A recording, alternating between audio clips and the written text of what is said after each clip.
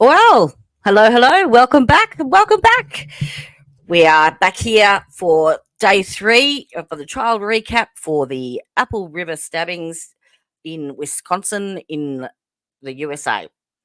It is Wisconsin versus Nicolae Miu, who is currently on trial. Let's put up, to refresh everyone's memory, these are the charges that he's facing. He stabbed 5 people at the Apple River, one fatally.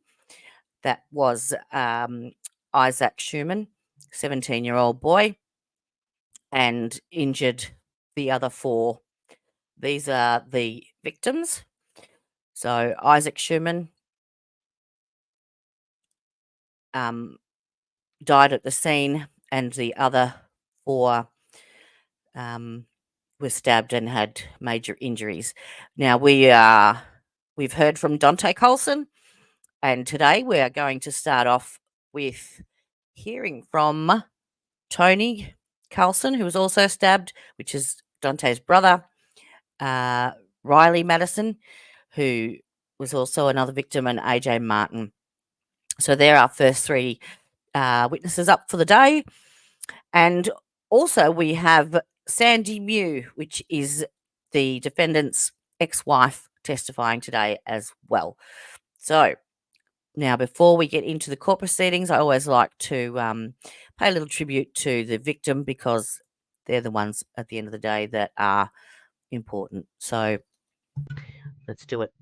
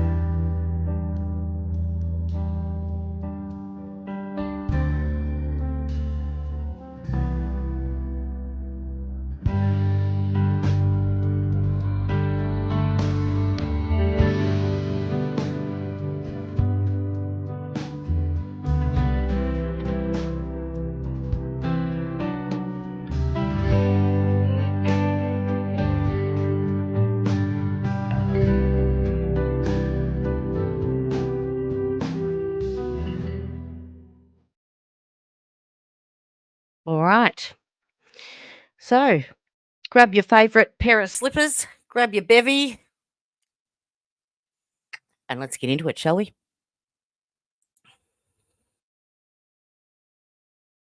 Anthony, do you go by a nickname? Tony, Tony, how old are you? 24. And are you Dante Carlson's older brother? Yes. What city and state do you live in? St. Paul in Minnesota. And do you work? Yes. What do you do for work? I work at a lot for Recovery Industries. Is that a solar industry? No, Recovery Industries is a towing company. Okay. And you were tubing with your brother and other people on July 30, 2022? Yes. And at some point, did you notice, were you alerted to something going on the river? Yeah. Can you describe what you remember about that? We were just floating down the river, and then we heard some screaming across the river, and then eventually I do remember them yelling for help. And at first we sat there for a moment, and then my father said to go over there and help, or like de-escalate the situation. And as I was going over there, I mean, I saw someone get hit, someone screamed, "Don't hit a girl," and then everything else ensued. And did you actually go over there and try to de-escalate, break things up? Yes. As I went over there, I started yelling at people to back up and get away. I don't remember exactly who I was yelling at. I know I was yelling at everyone in the situation, not just one side or the other. And Tony, were you drinking on the river? Yes. And if your medical records say your BAC was 0.119, would that sound about right? Yes, I don't know exactly, you know, BAC and how it works. Okay. Do you think you're intoxicated? Yes. I would like to. Do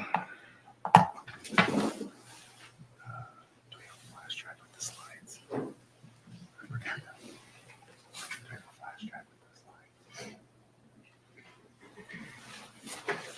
I want to go through some frames with you. 1831 on there. It's all they have right now. I'll let you know when I'm ready.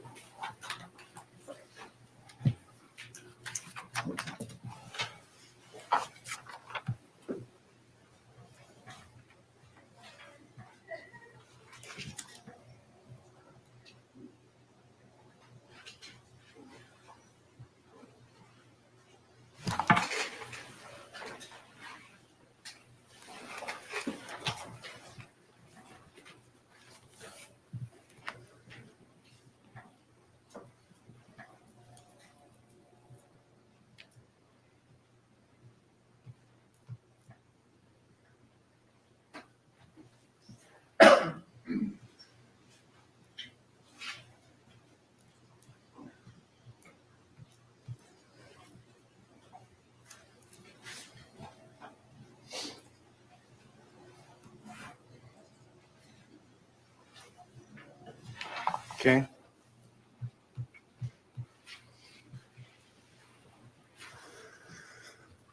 This is frame 2556. I'm just going to scroll through a little bit.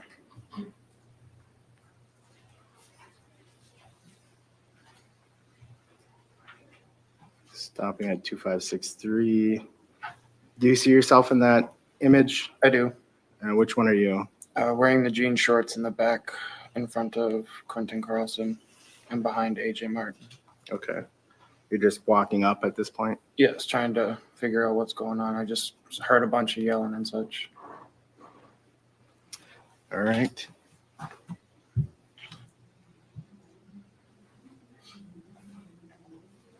You can mute the screen.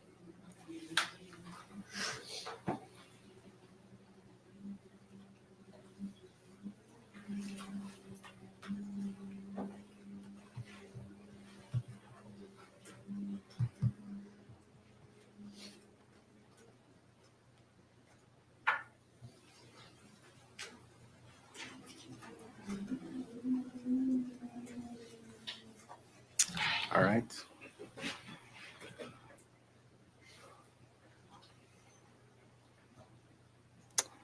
This is frame 2779. I'm going to scroll through and then ask you some questions. I'm going to stop at 3010.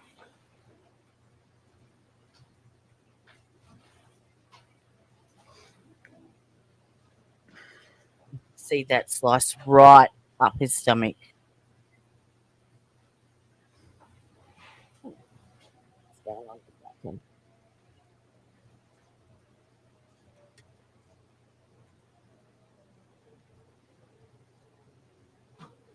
Actually, I'm going to pause here at 2826. Is that you walking by? Yes.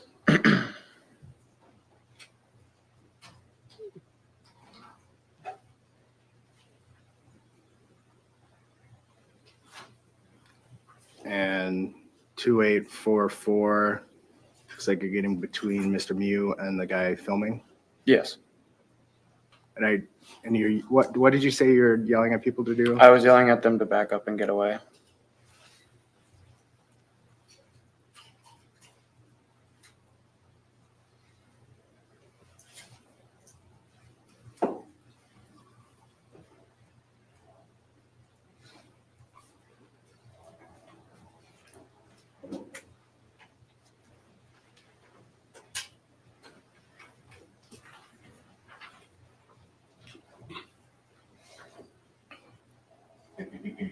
It looks like I'm on 2900. It looks like up to this point, your attention was to somebody off to the right. Now you're turning back towards Mr. Miu. I was turning back towards the group, yeah, to see who else needed to be if anybody was still escalating anything or what's going on. I was just trying to separate everyone.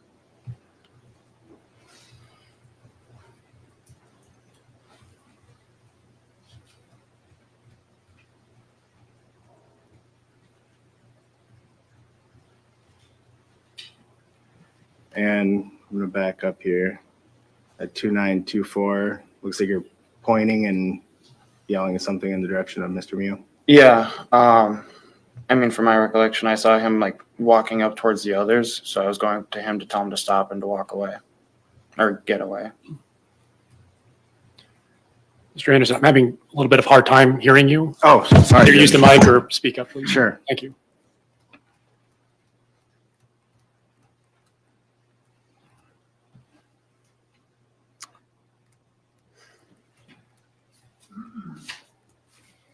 And what are you doing at this point in the video?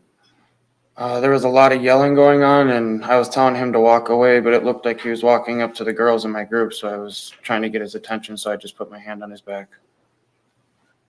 For the record, I paused there at 2958.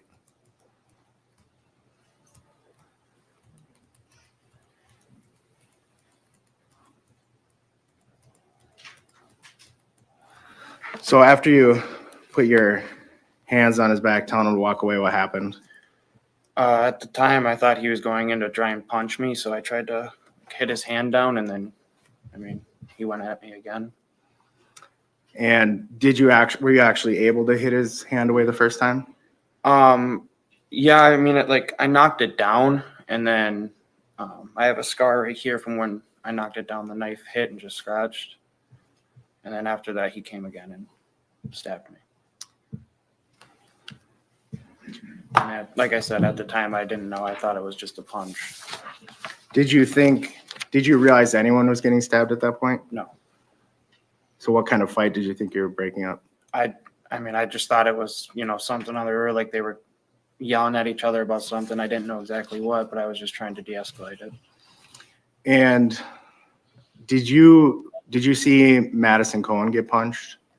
I didn't see necessarily her get punched, but I did hear, "You don't ever hit a woman."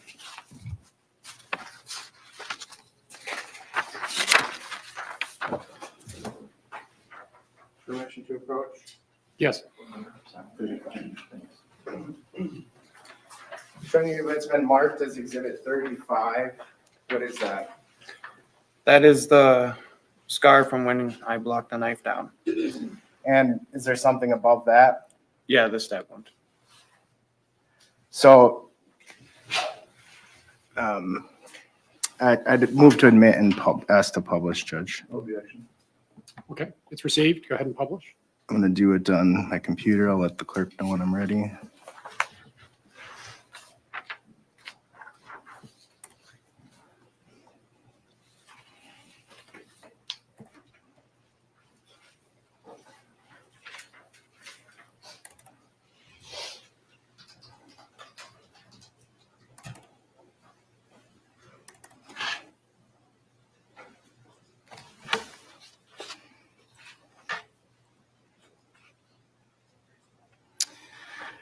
All right, can we show my screen?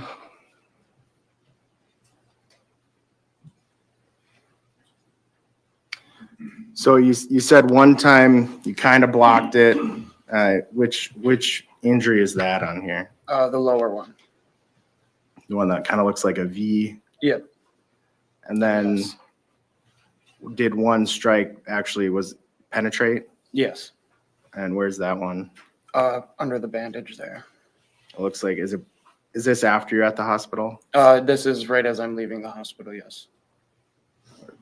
If you know, does it look like it's bleeding through the Band-Aid, or is that just the tone of the Band-Aid? Do you know? No, it was bleeding a little bit through the Band-Aid from the stitches. Thank you.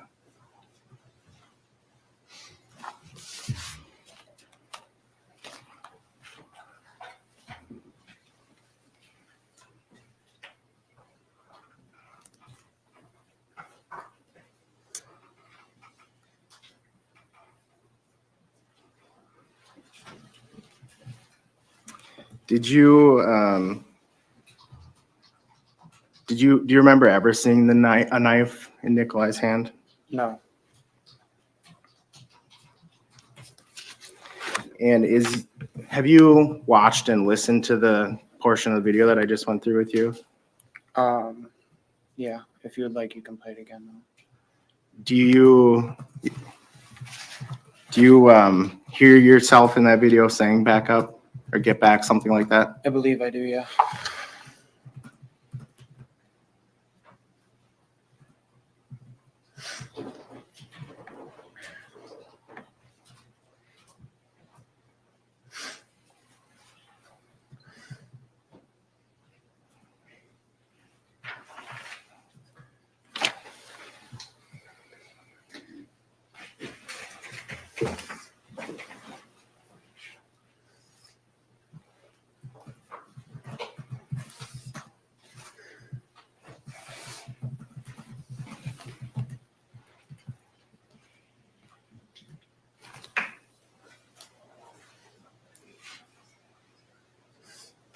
I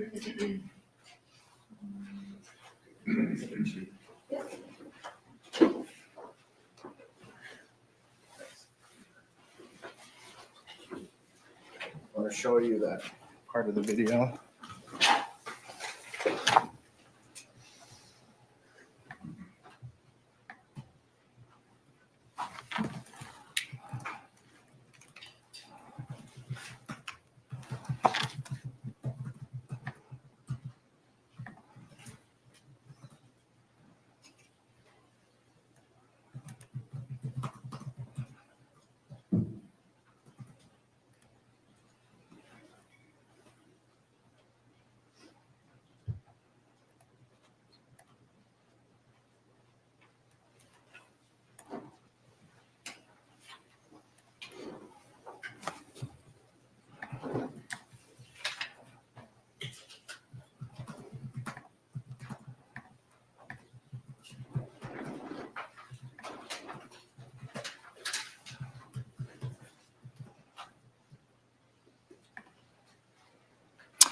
Okay, could I have the screen, please?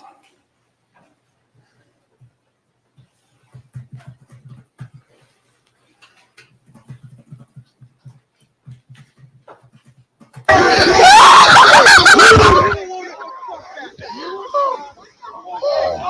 ain't a woman. He ain't a woman. No, he ain't a woman. He ain't a woman. You got him.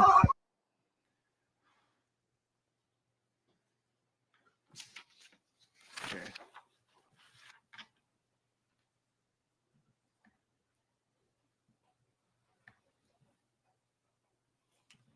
And I'm going to go back to the frames.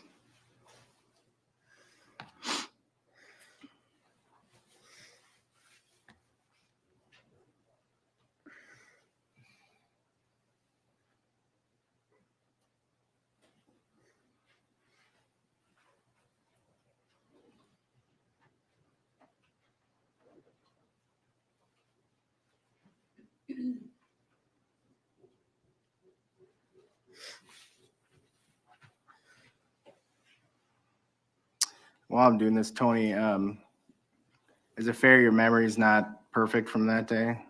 No. Is there a lot you don't remember? Yes.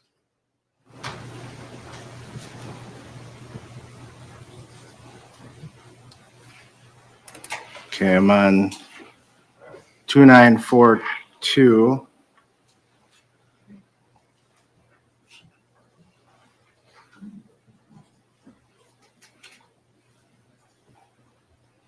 Let's scroll through.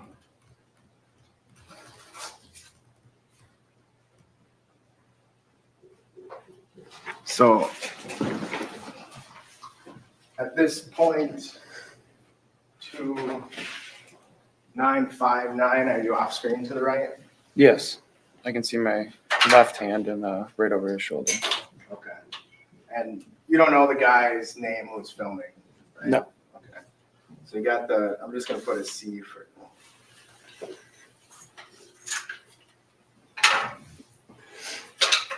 Sure, a package of fresh markers and open them up and use them. Don't skimp on the marker, Judge.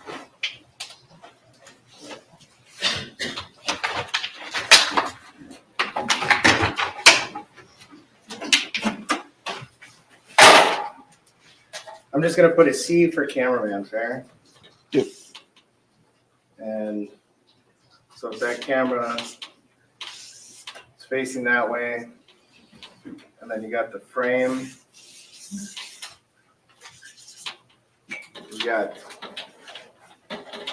you somewhere there, and you're somewhere off to the right of the frame. Can I we see have the? screen back up?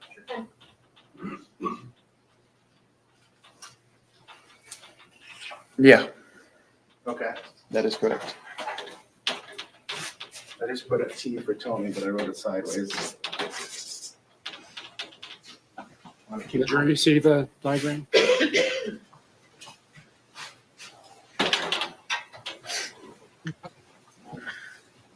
I'm going to keep scrolling here. All that to establish that he's standing just to the right side of the frame.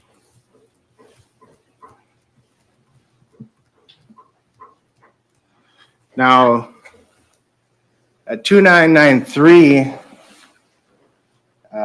those aren't your hands, are they? No. Do you know whose they are?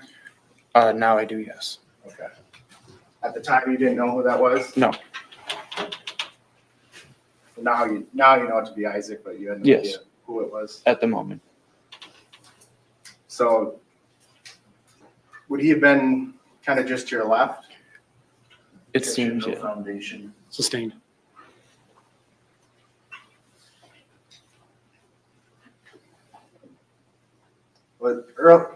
A few frames ago, were you off frame to the right? Yes, Isaac here is off frame to the right. yes. Objection, he has no foundation, he doesn't have a memory. If I, Well, hold on. I'll- Sustained on foundation, but I think the I'll- questions are being framed in a way that's leading us to this place. Sure. You can just rephrase your questions, it might help. Judge, I'll just move on. All right. You can take it down.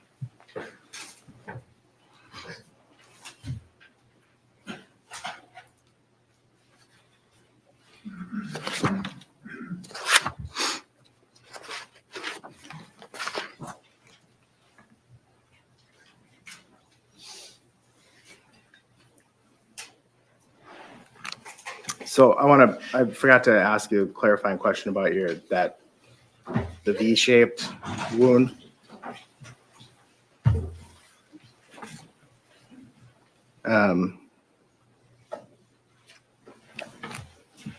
So do you remember how his hand came at you when you kind of blocked it away? I mean, it went like this, but at first, I mean, I just thought it was a punch. I think he was just going for a low jab, but I tried hitting it down with my arm, and then he came back up. The second one is the one that got you higher. Yes. Do you remember telling law enforcement that after Nicolae stabbed you, you punched him? I do. And is that on the video? No. Do you believe you're mistaken on that? Yes.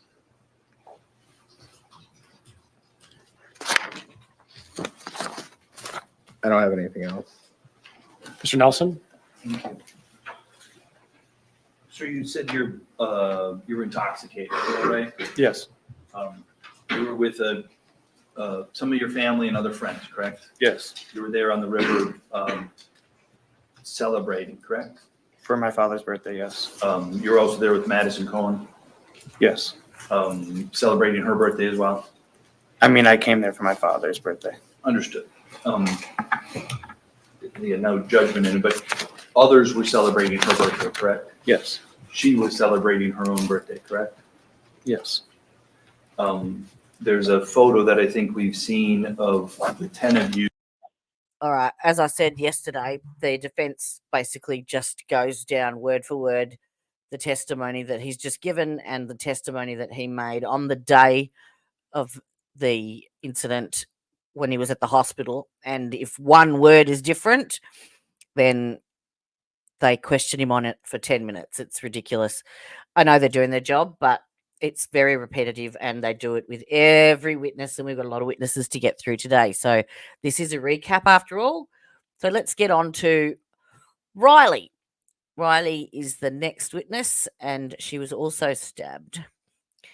And this is at 124. Right there. Let's keep going. Please So have a this seat is in the the lady witness that chair. was in the bikini that came up to Mr. Miu with Maddie Carlson Mr. Anderson. and confronted him. Can you please state your first and last name and spell both? Riley Madison, RYHLEY MATTISON. And Riley, how old are you? I am 25, And how tall are you? 5'5", And how much do you weigh? about 110 pounds. Like And me. were you about the same in July of 2022? Maybe 115. Yourself Were a go, love. you tubing on the river that day with friends? I was. And were you drinking alcohol? I was. Using any other substances? I was smoking marijuana. And do you believe you're intoxicated? I do, yes.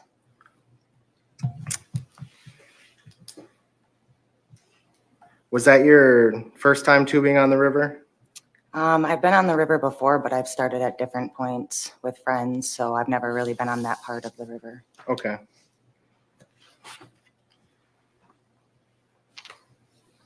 If your medical records say, well,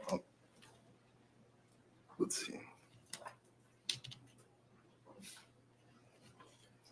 What do you remember at some point along the river that something catching your group's attention? Not specifically mine. I was just kind of hanging out with my friends on the tube, and we had stopped. And so I kind of asked why we were stopping. And I heard somebody mention something about a group looking uncomfortable. I hadn't got off right away, so. Did you walk over after some other folks? I did. I kind of was like, what's going on? And then I had told Janelle, like, let's kind of go over there and see what's going on. And what do you remember everything sequentially perfectly, or is it It's very choppy for me. Okay. So what do you remember next? I remember getting off the tube, walking up to Mr. Miu, and I just remember Maddie being there and yelling at him. I remember her being punched in the face, and then I remember being stabbed, and that is completely it. So you don't remember, did you see or don't you remember anyone else stabbed? No, And do you know if it's because you don't remember, or you didn't see, or? I think I was just focused on myself, doing what I was doing. I was not really paying attention to anybody else at all. And Fair enough. when you saw Madison get punched, can you explain that in as much details as you remember?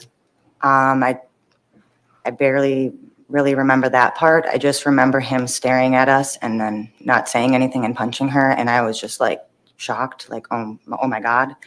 And that right after that, I literally remember being stabbed, and that's it. So.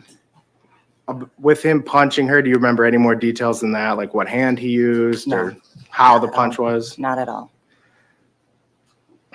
And what else do you remember about you getting stabbed? I just remember seeing Nick's face very blank and not lunging at me, but just kind of poking me. And I held my side and I was like, ow, like, Janelle, I think he punched me. That really hurt. Like, and I looked down and I was bleeding out and holding my stomach, and it just like didn't feel real. Like, it was just a lot of shock. And from there, I was walking around the river asking for help, like just asking somebody to help me. I told Q that I felt like I was dying because I just was losing so much blood. And every time I'd walk, I just felt like I was getting weaker and weaker. So another group down the river had put me on a tube and kind of pushed me down to kind of get away from the scene. And then they were holding my side and just kind of keeping me awake. And then when the cops had showed up, they took me off of the tube and put me on the ground. And I just remember like Janelle coming over, you know, asking me to stay awake, and the cops trying to ask me what my name was, and then just being put in the ambulance and going to the hospital. And when you touched your side, do you remember feeling anything? No, I thought I was punched or something. I didn't really know. I wasn't really paying attention, and it really didn't hurt. But when I looked down, I was instantly like, I believe I was holding my stomach. I think Janelle was coming to help me to hold my stomach and hold my side. And then just blood kind of going. And I didn't want to look down because it freaked me out. And I didn't really want to touch it either because I just didn't want to feel anything. So I kind of just barely held my hand on it. I just didn't want to feel it.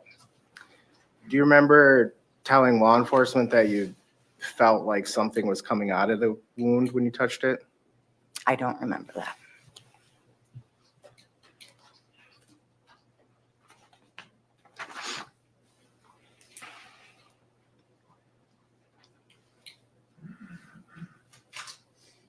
And did you have any, so after you were brought on the tube to shore, you said people were telling you to stay awake? Yeah, like just asking me kind of asking questions and like my name, like who are you, just kind of what's going on, anything that would make me stay awake. And I just remember being super tired, and I'm like, I just want to be left alone. Did you have trouble breathing at all? Not right away, slowly but surely I did. And then once I got in the ambulance and actually got to the hospital, I like felt like I couldn't breathe at all. But it took a little time before that to actually like happen for me. I don't know if I didn't realize it right away, but.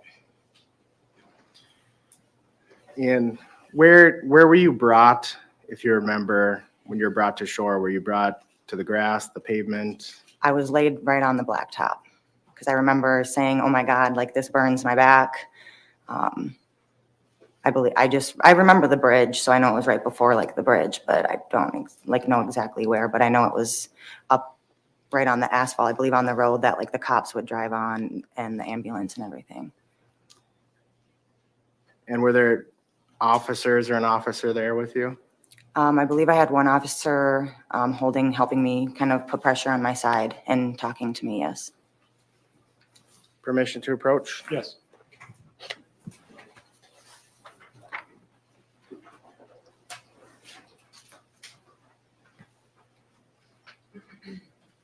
Anyone that's been marked as Exhibit 68. Is that?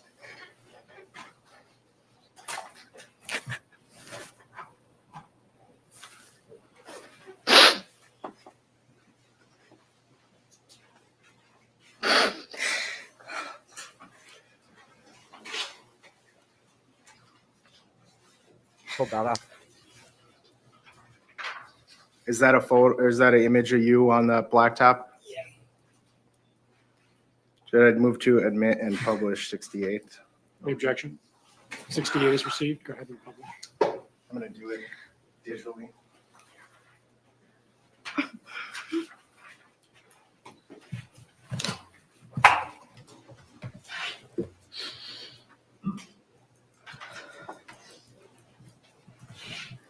Did you mean on your laptop? Yes. I'll tell you when I'm ready.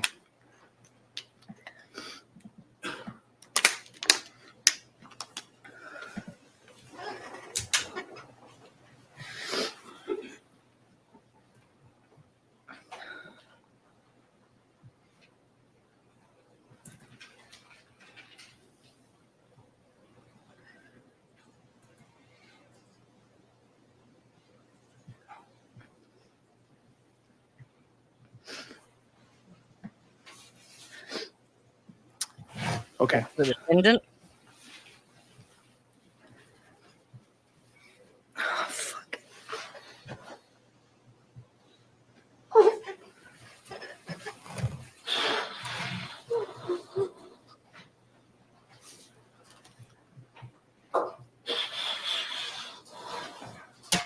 You can take it down.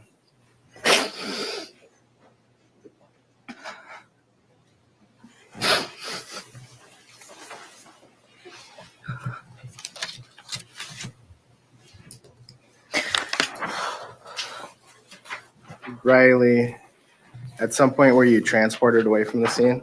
Yes. Do you remember how? An ambulance. Were you brought to a hospital? Yes. And did you go immediately into surgery?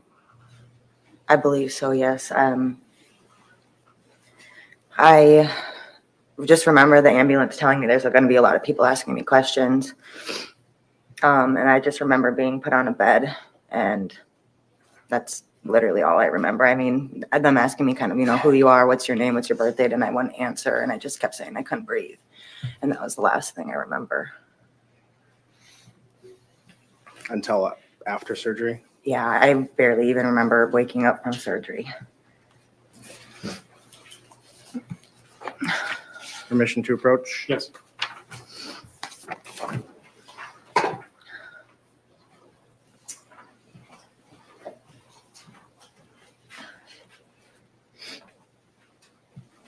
Handed you what's been marked as Exhibit 33. What's that? That is the incision where the doctors had to cut me up to put my stomach back in. I move to admit and publish. We approach. Yes.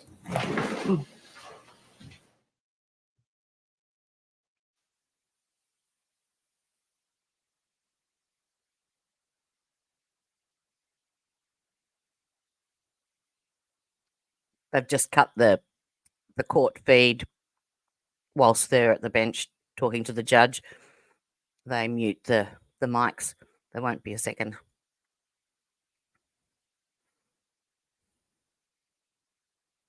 But she got stabbed in her left side, just under her rib cage, and I believe she had a collapsed lung on that side. So she had a chest tube inserted, and then I think they also had to do emergency exploratory surgery as well, just to see if her bowel was intact and not injured. So she ended up with a massive scar right up the middle as well. So they will show that too. So avert your eyes if you're if that stuff makes you a little bit lightheaded or weak.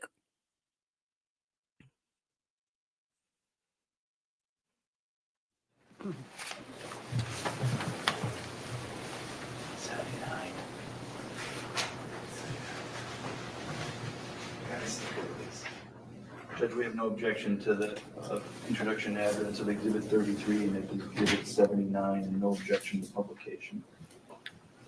All right, so 33 is received and may be published, and 79 is in your hand. Yes. All right, 79 is received.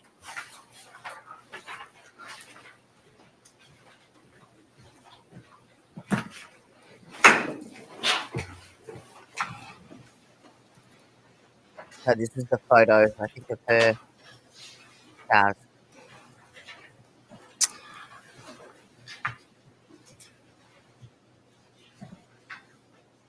I think they'd be a little bit more organised and have it queued up. There's 3 people at the table there.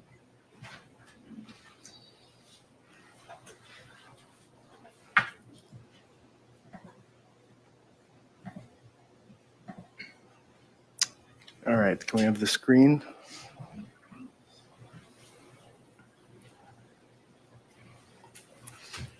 And for the record, this is 79. And Riley, what are we seeing in this photo? That is, the bigger one is the stab wound, and the little one is from a chest tube.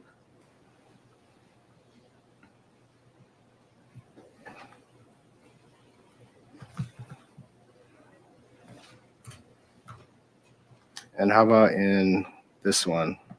This is the one where they had to cut me open to get my stomach put back in. And so like here where the mouse is, that's from surgery. That's all from surgery, and then the staples.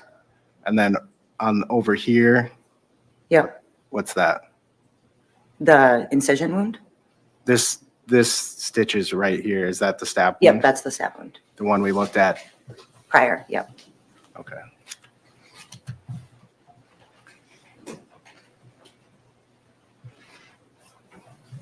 Oh, and Are you in the photo? Are you taking this in a mirror? Yes, So which side is the wound actually on? on my left side. So it's reversed in this photo. Yes.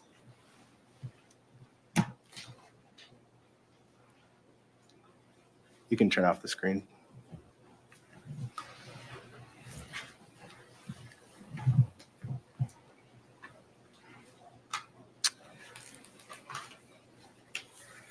And I think you testified that you remember him looking at you and then reaching over.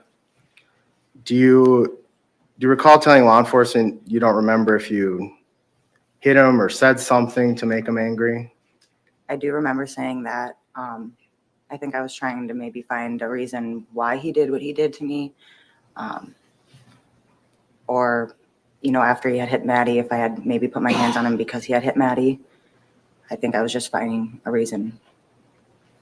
Do you, from what you remember of being stabbed, do you have any memory of actually hitting him or saying anything? I don't remember saying anything, hitting him, touching him, nothing.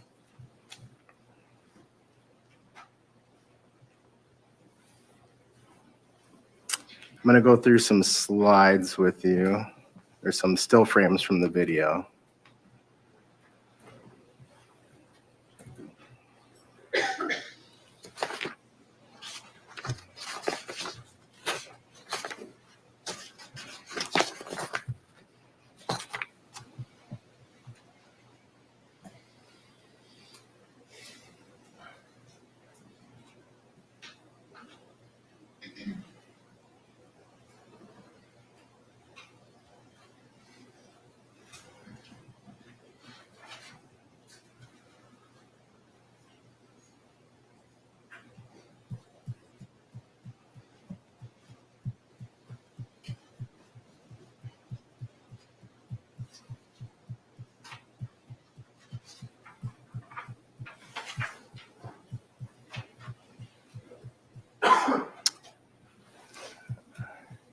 Today, Junior. All right, I'm on 2496. I'm ready.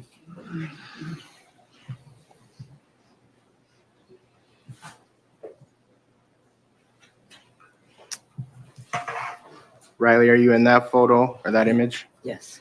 Okay. Is that your arm there? Yes. Okay. Can you turn off the screen? I'm going to go to a different one.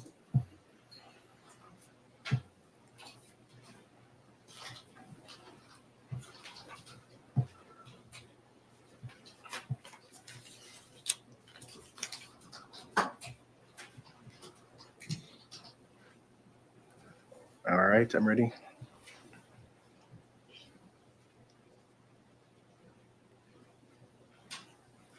All right, I'm on 2458, and I'm going to scroll through. And actually, your arm again? Yes.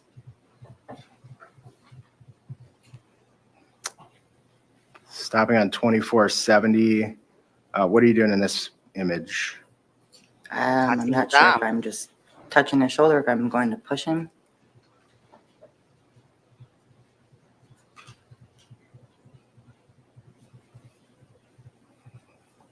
$24.92. Have you removed your hand at this point? Yes.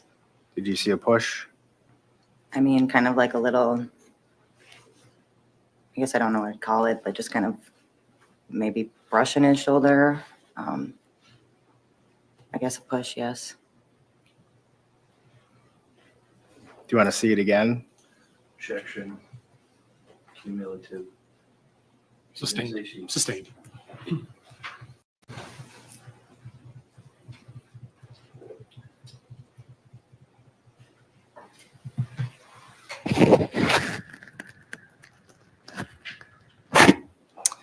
He's got the knife in his hand there. Pausing on 2531.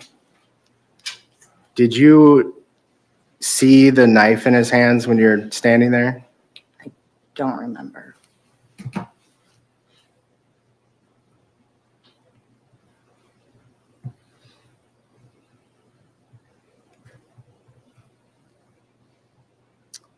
Is that your She's touching with his right hand now.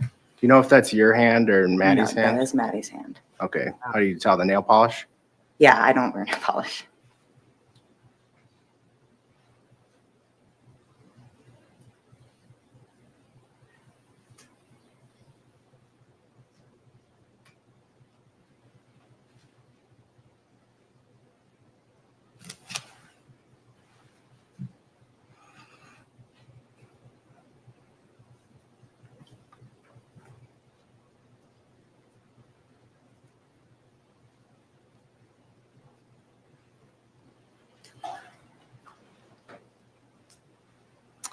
And do you see yourself in that image 2662? I do. To the left of Dante? I do. To the right of Maddie? Yes.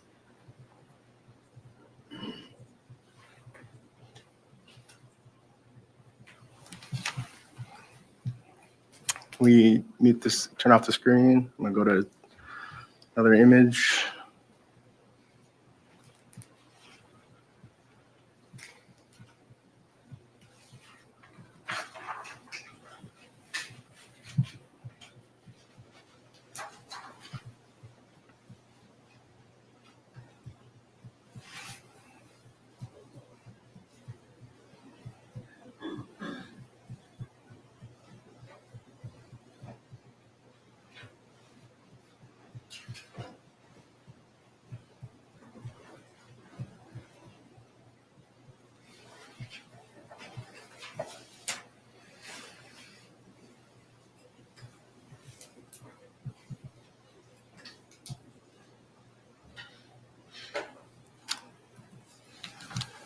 We have the screen. This is 2861.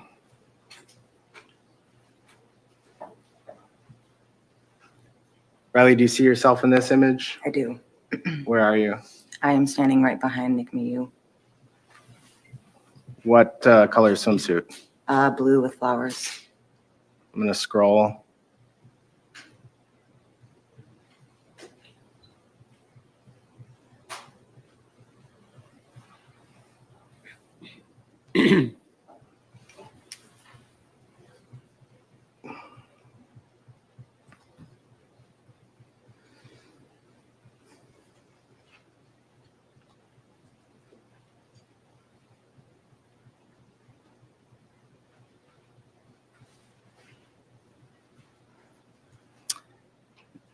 Stopping on 2948. Do you see yourself in this image? I do.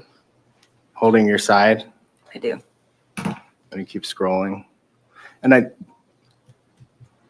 you said one of your friends came to your aid after you were stabbed? Yes, Janelle. Is she in this photo? She is. She is in the black swimming suit. Okay, I'm gonna keep scrolling.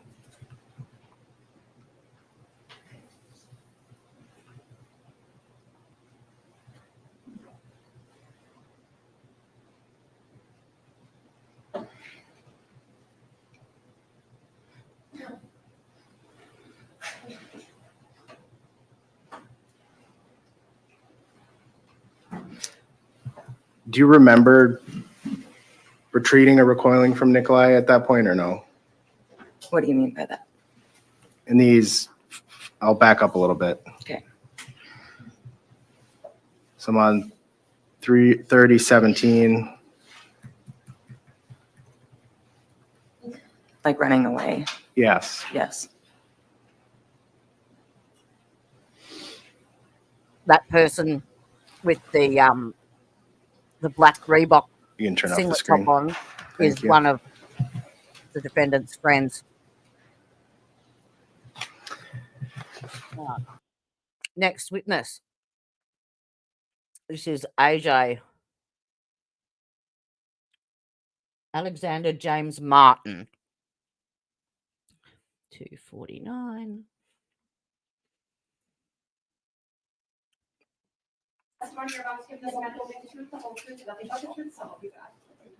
Please have a seat in the witness chair.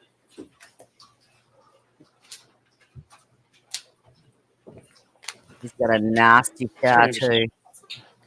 Please state your, I'm gonna ask you to state your first, middle, and last name. Alexander James Martin, Do you go by a nickname? AJ. And AJ, were you tubing with friends on July 30th, 2022 on the Apple River? Yes, I was. And you're friends with Tony? Yeah, we were roommates in college, and then that was the first time we'd seen each other in like 3 years. Okay. And what college? River Falls, Wisconsin. What city and state do you live in now? St. Paul, Minnesota. AJ, do you have any prior criminal convictions? Yes, 2. And what do you do for work? I'm a electrical apprentice. I install solar panels. And how tall are you? 5'9" and 3/4. And how much do you weigh? Every count. 160 now. And how much on, if you know about, on July 30, 2022? 170.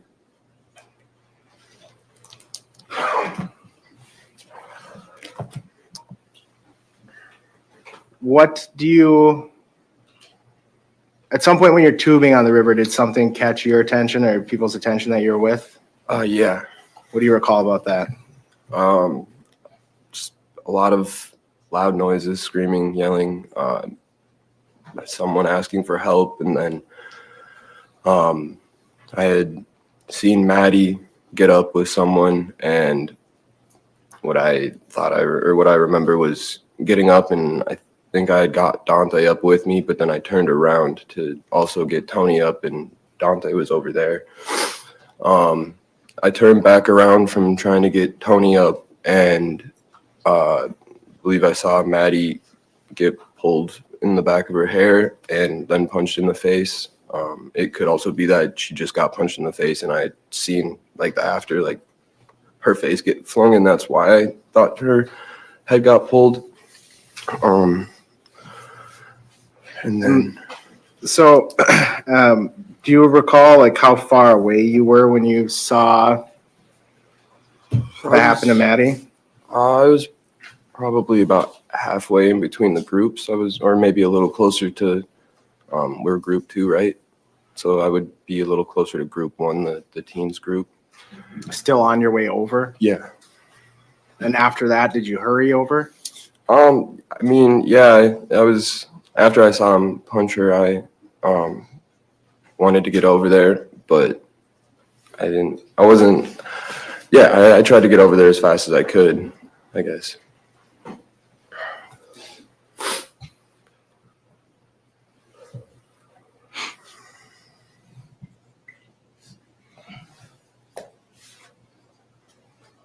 And what do you recall after that? Well, after he had hit Maddie in the face, I saw someone else hit him, and I wasn't sure who. I saw him fall into the water, and my intention was, because I used to work at elementary schools and had experience breaking up fights with little kids and stuff like that. So my intention was to go over there and try and break it up. I saw him in the water, and I saw people going around him. So I went to push his shoulder in the front, but ultimately didn't. But I was going to try and just get him to stay down for another second and then tell everyone to back up, and then we could have figured out what was going on. But as I reached down to push him in the shoulders, he reached up and I guess, I don't know if you call it a stab, but got me with the knife. What was your injury? Well, there was a lot, I guess. The most apparent thing, obviously, was that my stomach was open and my intestines were in my hands. I don't know what other parts were there, but I mean, they were in my hands, and I know that from there, but afterwards with like the medical records and stuff, I know other injuries. I don't know if you want me to go into that or not. Did you, after you're holding your intestines, did you see much of anything after that? Not much. I mean, after that, I remember screaming pretty viscerally, I think is the word. And then I remember kind of scooping it together with my left arm and putting my right arm down and standing up, and then falling down and standing up again. And I think I fell down and stood up one more time. And then I was kind of, I mean, I was still conscious. I was talking. But after that, really all I remember is that, and then telling Tony that I was going to die, and him telling me I was going to be fine and that I wasn't. And my response every time was like 100%, I'm going to die today. And then I remember waking up in the hospital with a breathing tube and my parents looking at me. And do you know how long you're in the hospital for that first time? Yeah, 27 days. And after, when you woke up the first time, was that after surgery? Yeah, it was around 11:30 that night, I believe. Did you have follow-up surgeries? A few, yeah.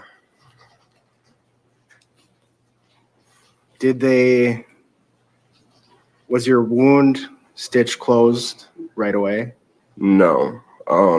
They put what they call a wound vac on it. I assume that acts as kind of like a fake flesh or skin. And they left that on for about a week, doing other exploratory surgeries just to make sure that they didn't miss any other lacerations or injuries. And then after almost a week or so, they had done internal stitches but left the top open so that it would heal better, and they put another smaller wound vac over that. Did you have to have any sort of devices to assist with digestion, eating, feeding? Yeah, I had a few feeding tubes, some NG tubes to help with just the extra fluids in my stomach. NG tubes, nasogastric. So basically, I did nursing for over 8 years, but anyway, and I worked in ICU and coronary care as well. So because his abdomen was open and exposed and his intestines were on the outside, they would have had to have completely washed out his abdomen, cleaned it, sterilized it to make sure that there was no risk of peritonitis. And obviously, yeah, at the tiniest little nick in a bowel in your intestine can cause huge infections, because obviously it's fecal matter at various stages of digestion. So if that's leaking into your abdomen, you will obviously get infections. The nasogastric tube, because of the trauma that your intestines receive, they sort of go into shock and they stop working. So you get a fluid build-up in your stomach and in your upper intestinal area. So they put the nasogastric tube in, and that generally just drains that fluid out so that it doesn't make you sick, make you want to vomit, basically. Now, the vac dressings that he's talking about, it's basically like a very fine foam type material, and it's got all sorts of different, healing wound dressing treatments and healing components to it. And you pretty much cut it to size and you insert it inside the wound itself, and then you seal it over the top with another tube out the side, but it's got to be airtight. And they use generally like the Opsites or the clear, the second skin type waterproof dressings over the top of that, and everything has to be waterproof. And then you turn the machine on to a certain level of pressure, and it basically does what, the vacuum bags when you put your clothes in a vacuum bag to store them. It pretty much does that, and it sucks everything together. So the edges of the the foam dressing and the open wounds and the muscle and the tissue all start to granulate and create new growth and new tissue.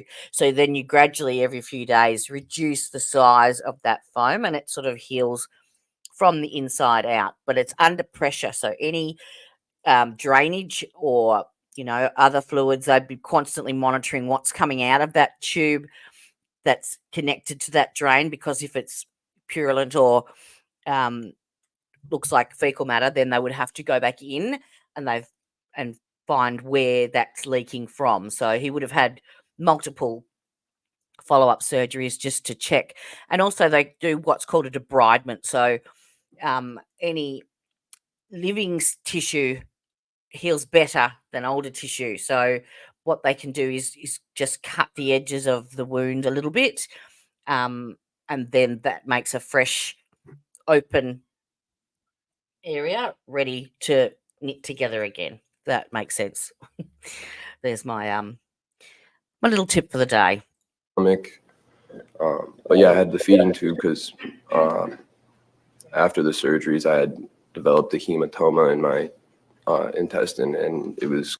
Yeah, he's saying that he developed a bruise in his intestine. Where it's basically you get just a blockage.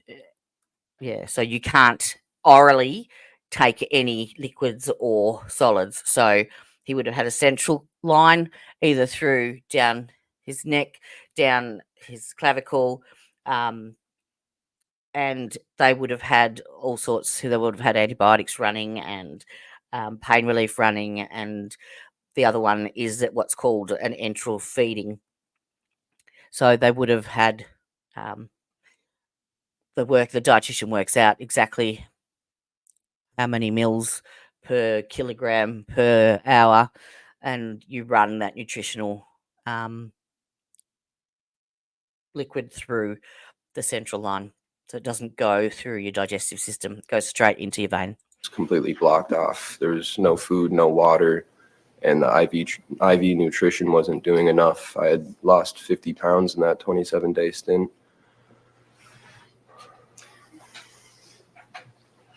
AJ, were you drinking on the river that day?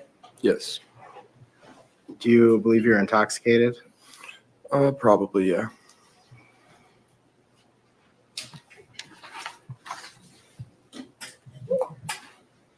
Do you recall how you got to shore?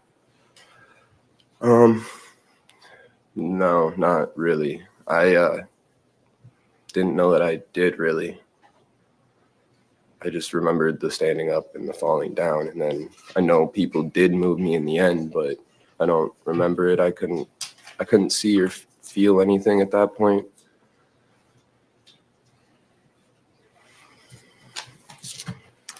And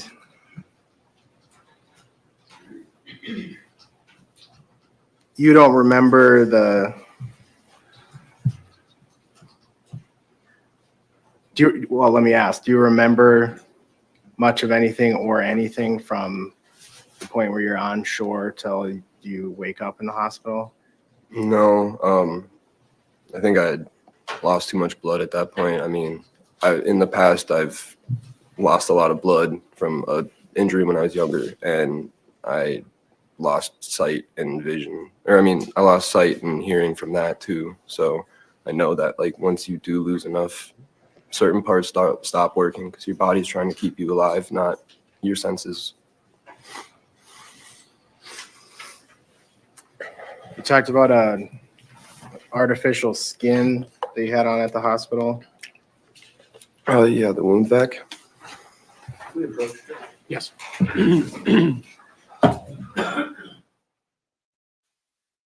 All right, let's see if we can get to. Okay,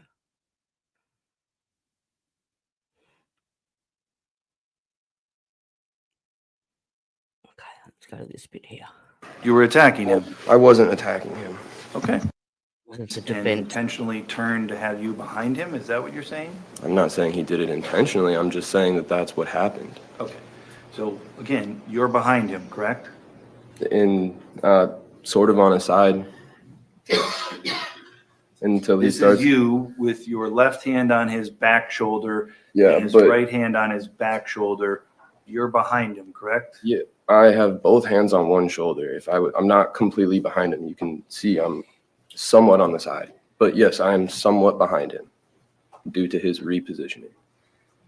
You're pushing him, correct? Yeah, that's where I had said that I thought I'd push him in the front left shoulder to keep him down, but I was there too late, so I didn't get that shoulder. I guess I got the back of it, and You said you're a peacemaker, right? You like to mediate? yeah, that's what I was trying to do. You can understand how somebody who'd been down in the water and hit 2 times, getting pushed from behind, may not understand that you're trying to mediate. Goes to his mindset. Overruled. You can answer the question if you're able to. Sorry, what was the question? Sure. As somebody who likes to mediate and was attempting to mediate, you can understand how a person in Mr. Miu's position who'd been hit twice in the water might not understand or appreciate your intent to try to de-escalate by pushing him in the behind. Sorry, I Might guess. misunderstand that, right? He could misunderstand that. Sure. I mean, could have been solved if he tried to use words at all too. Could have. Oh. And let me just go from 2745 to 2747. Do you see that? That's you still, that's your body behind him, correct? Yes. That's your right hand on the right side of his back, correct? Yeah. That's your left hand on the left side of his back, correct? I'd say right's more in the middle, but the left one is definitely on his left shoulder.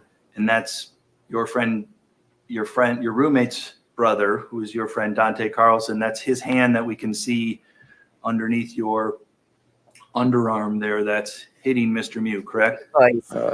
Like I said, I didn't see it, but the video showed it. So I mean, So your based face, off of memory, I can't say yes. okay, your face is right there, and you're saying you didn't see Dante hit Mr. Miu there. No, like I explained, my hair was down in front of my eyes. It's wet. My hair's thick and black, so it's not super easy to see through. What you did say is Mr. Miu wasn't saying anything. You could agree that in this position, with somebody pushing him from behind and somebody hitting him in the front, it might be a difficult time to use your words to make peace. Yeah, the right time to use your words would have been before he punched a woman in the face. We can get to that later. Nice answer. You extend your body in an attempt to push him down, as you say, correct? Well, I was pushing down and then he got up and I fell forward. So I was asking about your intent. Your intent was to push him down in the water, agreed? it was to push his shoulder down so that he stayed down and I could tell everyone to back up. Yes. You agree. Your intent was to push him down and keep him in the water. Hold him down. To keep him down. If the water, I mean, if the ground was there, Grab I him. would have done the same thing. I wasn't worried about there being water or not. It was shallow. His head wasn't going below. He was going to be okay. You can understand how perhaps somebody in the position getting pushed from behind in the water might not appreciate that you were trying to protect him and keep him okay, For right? the third time, asked and answered. I guess. His head appear to be getting wet there. Not his face. That's where your mouth is. I see maybe the right cheek dip in a little bit, but as soon as Asshole. go a few slides further and you'll see his head sit back up again. Sure. Safe I as can be, right? Hang on. You probably didn't hear it. Let's go again. Here's the thing. Asshole. I love Nicholas. I don't know. It is. Yeah, please let's focus on the facts. Sure. Clean Q&A, please. Just back up a little bit more here. When you said his head didn't go in the water. Fair to say that's his head making a wave, correct? I would say that's his back making a wave and his Okay. head still not in the water. Have you ever fallen back after getting laid out in the water like that? Yeah, I have. Did it feel like maybe the water was coming up on you even if it technically didn't? No, I mean, water usually has a pretty distinct feeling on your skin. I mean, And when you had that experience where you got laid out and fell back into the water, did someone come up and attack you a second time in that situation? Sustained. So I'm going to go forward back to the position where we Go were forward, before. back, or back forward? So again, you'd said here at 2754, you're attempting to keep him down and he manages to move away from you, the person who's pushing him somewhere in the back area, right? Yes? yes, I was Yeah, trying to this is push him in the front unfortunate. left shoulder, and I got the back left shoulder. Sure. Because So this is AJ here, and this is it? I think it's Dante.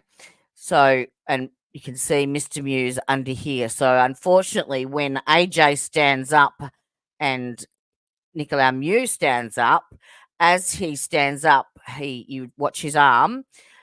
It goes to stab AJ here, he was getting up, and I was not fast enough to get the. and as Okay. All right. as he's done that, he has fallen. Now I've lost my spot. He has fallen forward as Mr. Miu's fallen backwards, and the knife continued upwards. Let's go back to where we were, because I'm an idiot. Go back. Go back. Where was it? 249.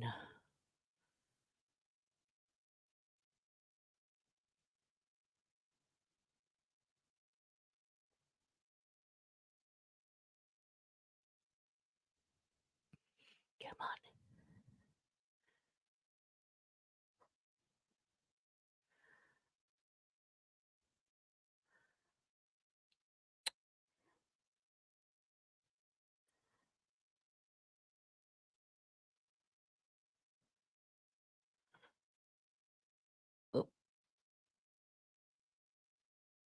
Oh, this is what I was looking for before. Actually, make it faster, but just don't tuck it.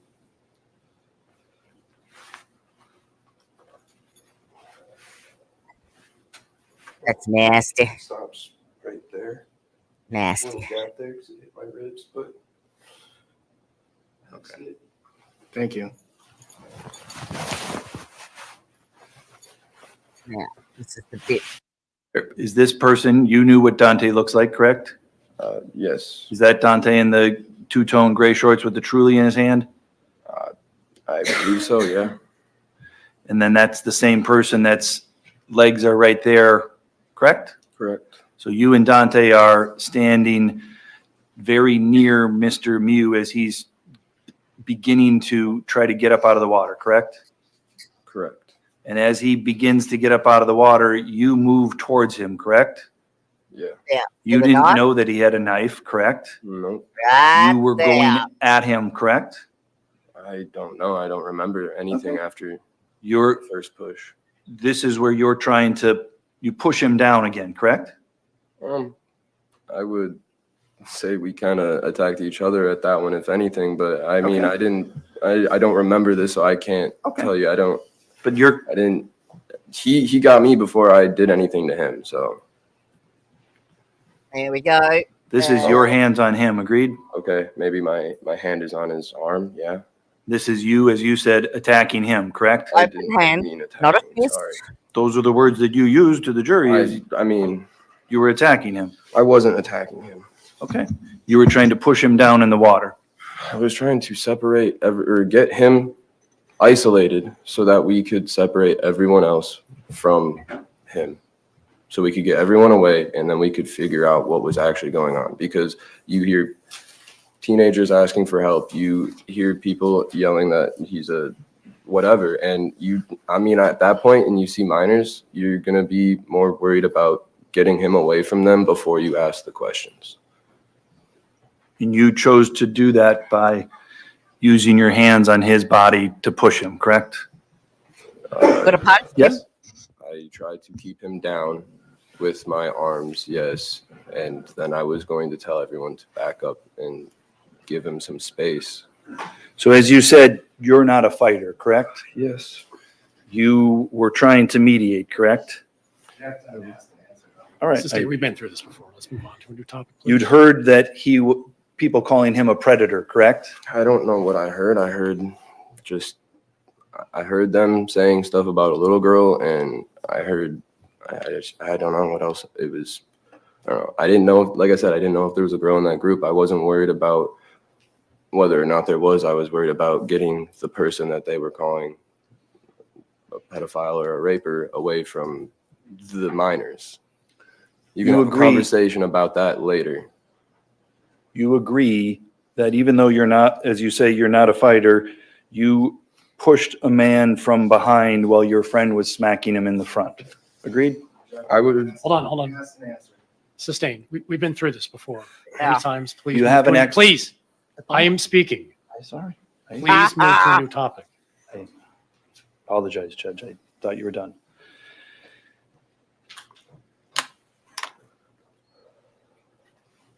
Do you have any explanation as to why you pushed him while your friend was hitting him if you're not a fighter? Objection, Judge. I already answered No, this. please. Asked and answered. Sustained. Was it because you got caught up with the crowd? It was because I couldn't see the person in front of me because my hair was blocking my vision, and I was focused on the man who had just punched a 23-year-old or 22-year-old girl in the face. That's all. Mr. Anderson? Nothing else. Sorry, this deserves You should off you fuck. well said. All right. Next witness. All right, I'm going to put this next witness on just briefly, only because I want you to see how to pronounce her surname.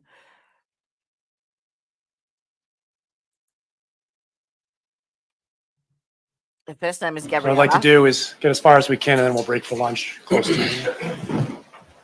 You let me know when the lunch arrives. Okay.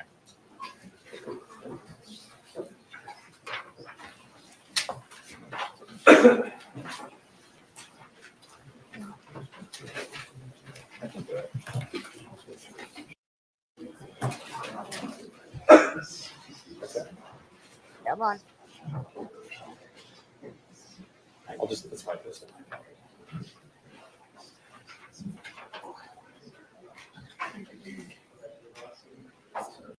Glasses. From me to you. Now come to- RAEI.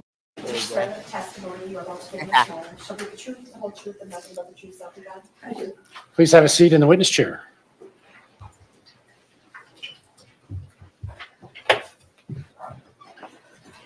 Mr. Smesta. Would you please say your name and spell your name for us, please? My name is Gabriella Khazar-Nazempour, and how to spell Khazar-Nazempour is KHAZRAEINAZMPOUR.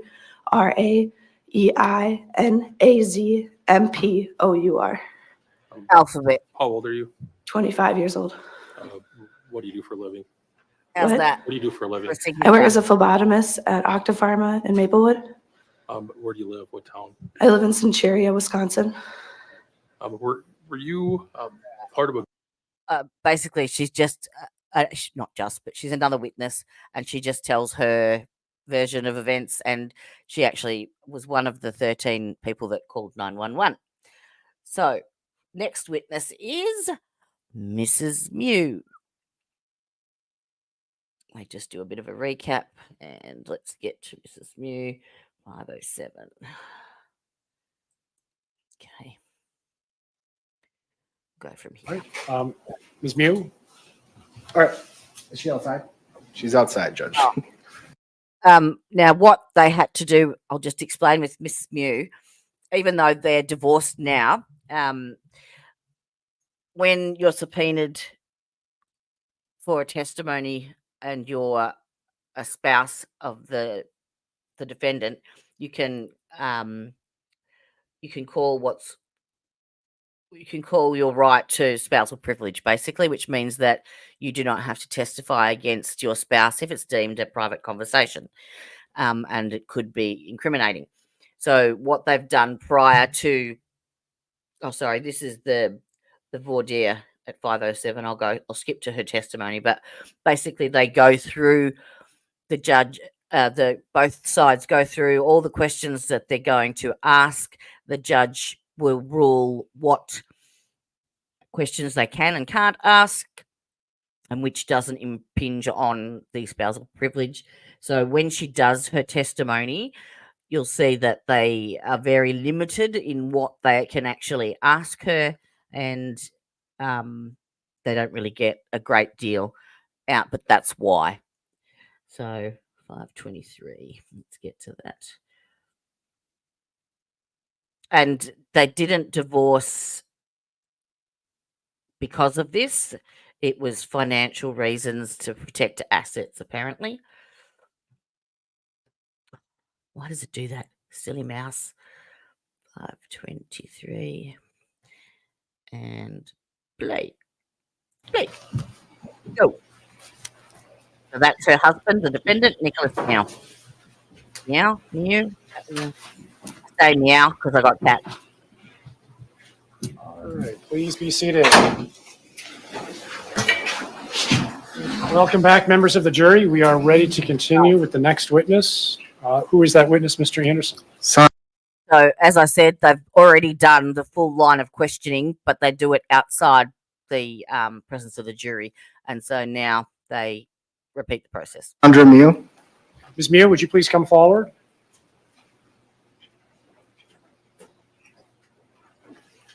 Please face the clerk, raise your right hand, and she'll administer the oath. Do you swear that the testimony you're about to give in this matter shall be the truth, the whole truth, and nothing but the truth, so help you God? Please have a seat in the witness chair.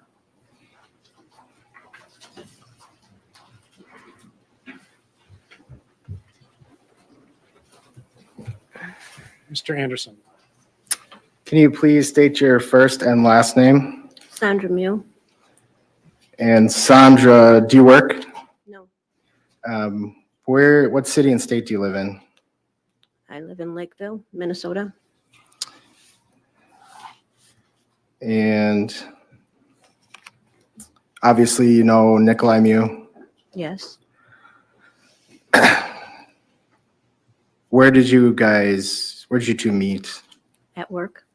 And is that Ritchie Engineering? Yes, She doesn't look very happy, does she?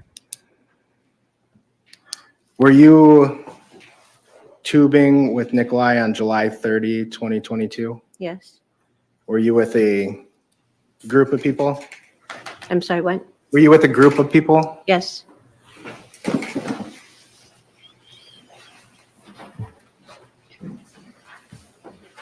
Permission to approach? Yes.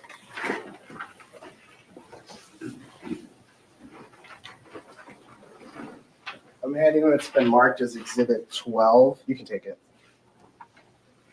Are those the people you were tubing with? yes. Okay. Move to admit and publish. Any objection to 12? No objection.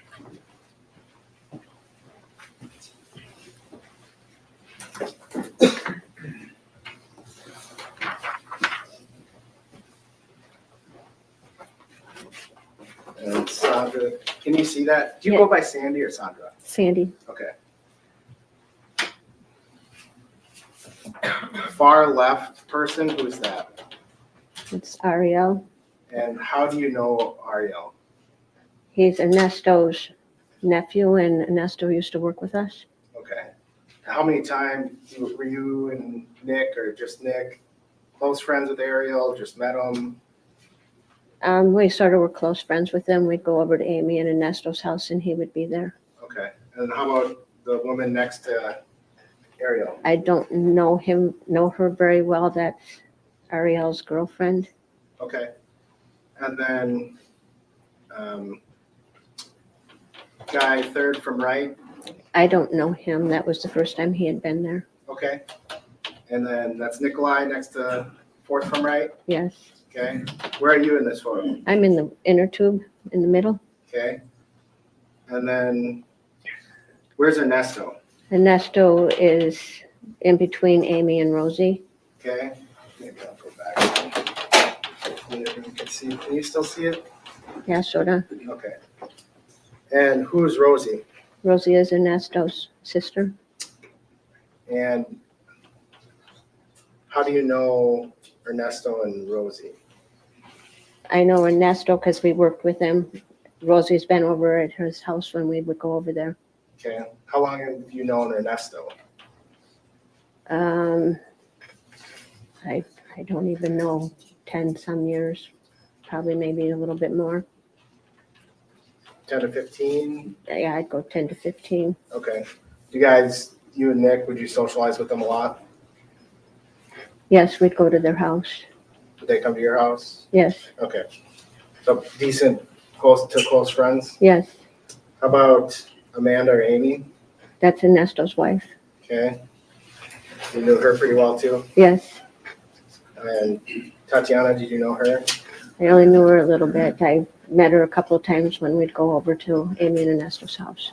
Okay. And And same with Peachy. I only met him when we'd go over there. And I only met him maybe 3 times. Okay.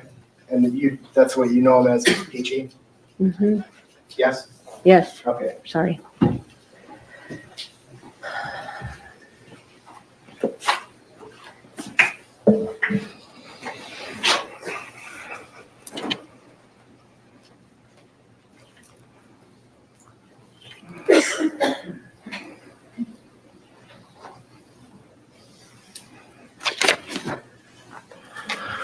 When you were tubing in the beginning, did Nicolae have a knife on him? I don't know if he did when we were tubing. In the beginning, at the start? He only did to cut the strings on the tubes. He went back to the Jeep and I thought he put it away. Okay. And as you guys were tubing, so you didn't see him put it there, you just thought he put it in the Jeep when he went back to the Jeep? Yes, And is that what he brought it for, to cut the string? yes, So you could tie up at the beginning? yes. And Okay. actually, Ernesto called Nick and asked him to bring it Okay. so he could cut the string. Did your group stop on the way? Did you stop anywhere on the way while tubing? While we were tubing No, did you stop? before we got there?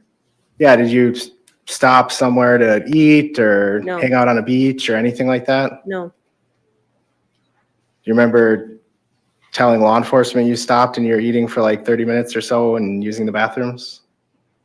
that was why we were tubing. What do you mean? Can you explain that?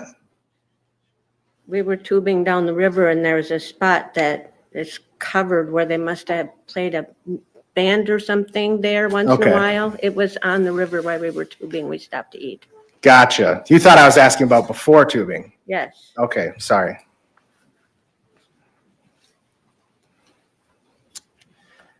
And did Nicolae have snorkel goggles with him? yes,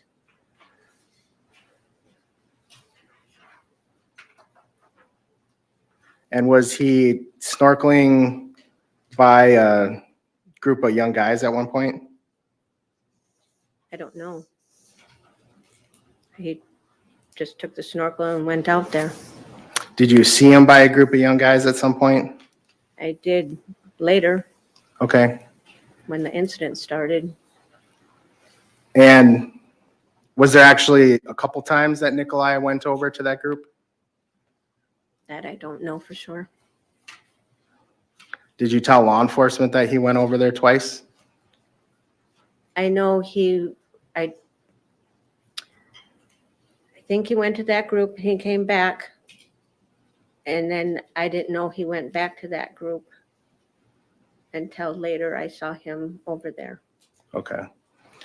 So he had gone to the group of the young guys, came back, and then at some point he went back there, but you didn't see him go back there again. No, I didn't keep track of him. Okay.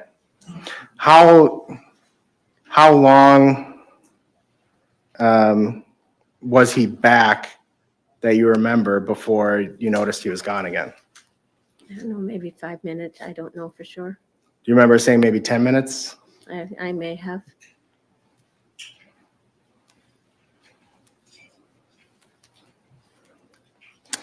And then when he went, Judge, can we approach? Yes. Yeah. As you can see, it's very, very limited questions that they can get from her and very, very limited answers. And she really doesn't provide any insight whatsoever. So, without further ado, I'm actually going to skip the next witness because it's again repeating the same story over and over, and he isn't very credible. He forgets a lot and doesn't understand. And yeah. So we'll go to witness number 7, Sheena Lowell. Can't remember what her testimony was, but we'll give it a whirl. The attorneys are present. Mr. Miu is present. We're ready to continue. Mr. Anderson, who is the next witness? Sheena Lowell. I'm sorry, what was the name? Sheena Lowell. Lowell. Okay. Oh, Ms. not Lowell? Lowell. Sorry.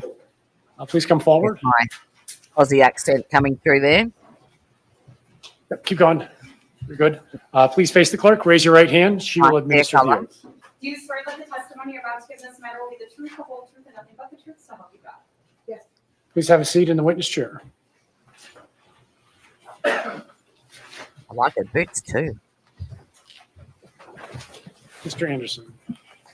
Can you please state your first and last name and spell your last name? Sheena Lowell, Lowell, Sheena, where do you currently live?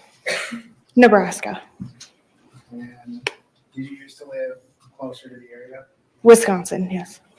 When did you move? 2 years ago. And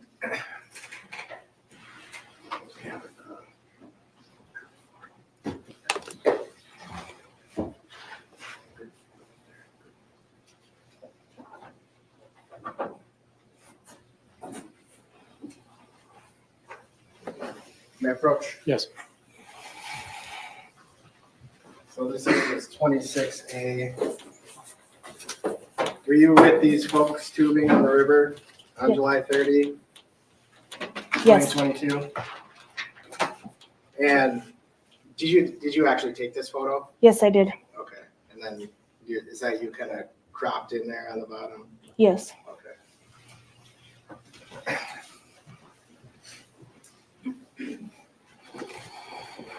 Were you in a relationship with Quentin at the time? Yes. Okay. So that was your connection to other people in the group? Yes. Are you and Quentin current, or have you guys separated since? Yes. And have you had contact with anyone from that group since you and Quentin separated? No.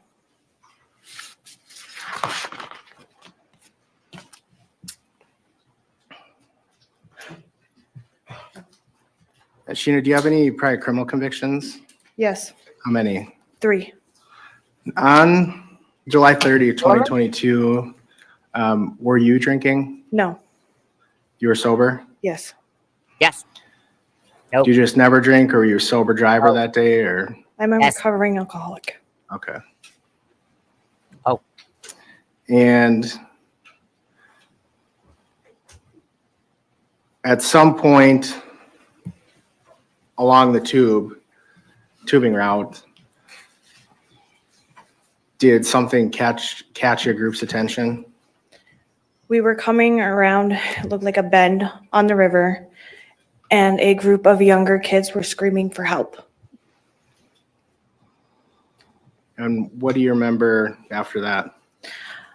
I remember as we were getting closer, they were yelling, "Help, please get this person away from us." The kids in our group got up off of the tubes, walked over to get in between to get him away from them. And do you recall who the first ones that walked over were? Madison, And did Madison make contact with the gentleman or speak with the guy? She was pointing downriver, just saying, get away, go, leave them alone. Okay. And what happened after that you remember? They all were basically doing the same thing, and then he punched her in the face. Did you see which hand he used, right hand, left hand? Could you see from where you were? No. Okay. You just saw hand go to her face, but you couldn't tell. I don't remember. Okay. Were you looking from profile? So now they're just grabbing at witnesses left, right, and centre. There's one more for the day. This gentleman, I can't remember who he was. Let's see what he has to say. His name is Eric Von Williams. Say your name. What town do you live in? How old are you?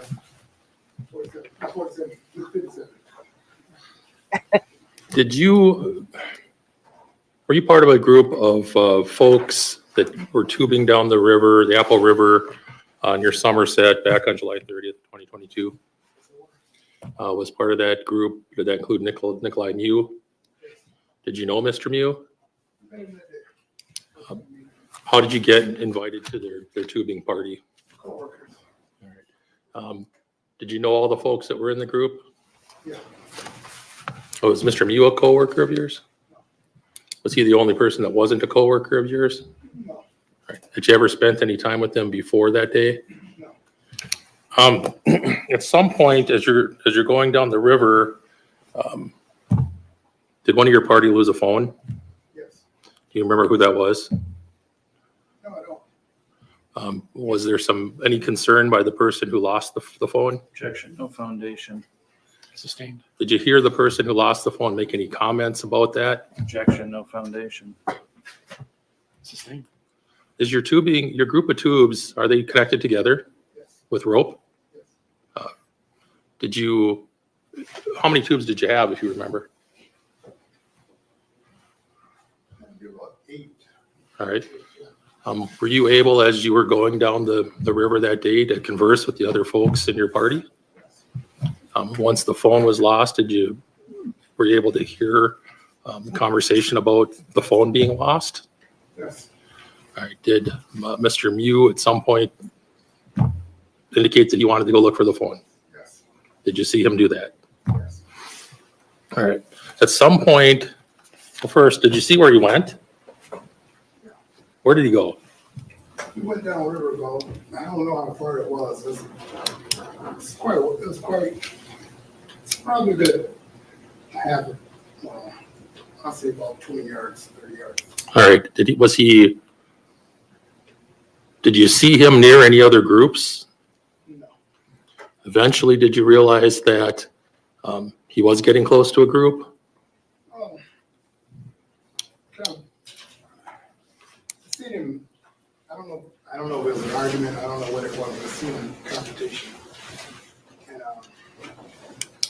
pretty much all the same, I looked away for a quick second. When I looked back, that's when I seen everything going down. All right. So I rushed towards him. Well, you're getting ahead of me, Mr. Williams. So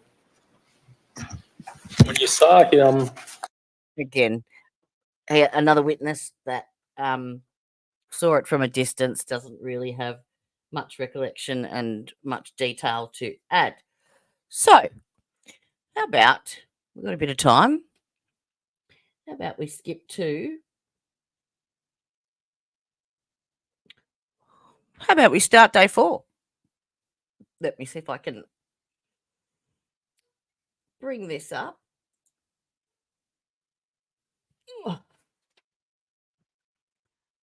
Give me a second. And I've got Felix,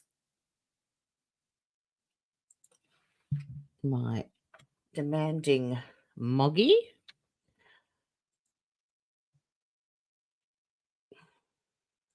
Croix County, Wisconsin. We are getting started a few minutes early. Start at 17:10. Oh no, day 4, 14:30.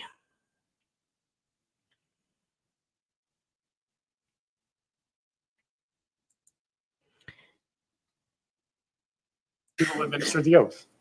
Okay. Witness number one is Janelle Duxbury. She's now there was the three groups, remember? So we had Isaac's group of the 6 young boys. We have the Carson group, which is had Dante and Tony and Quinton and his wife. That's the Carlson group, and then they had the Miu group. Janelle was part of the Carlson group.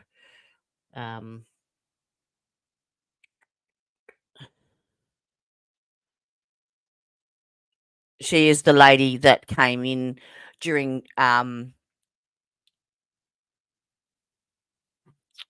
what's her name?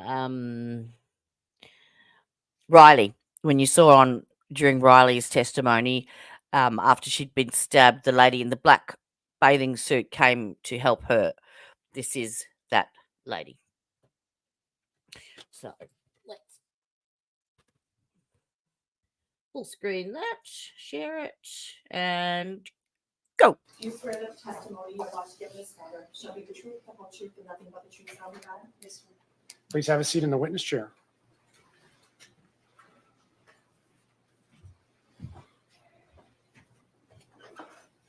Mr. Smestad. How will you state your name for the record, please? Janelle Duxbury, How do you spell your last name? Duxbury. What do you do for a living, Janelle? I work at a factory, What town do you live in? St. Croix Falls. In Wisconsin? Yes. Do you recall July 30th of 2022? Yes, I do. Were you part of the Carlson family group that was tubing down the Apple River on that day? I was. Are you related to the Carlsons? No. Friend of the family? Yes. Do you? A second.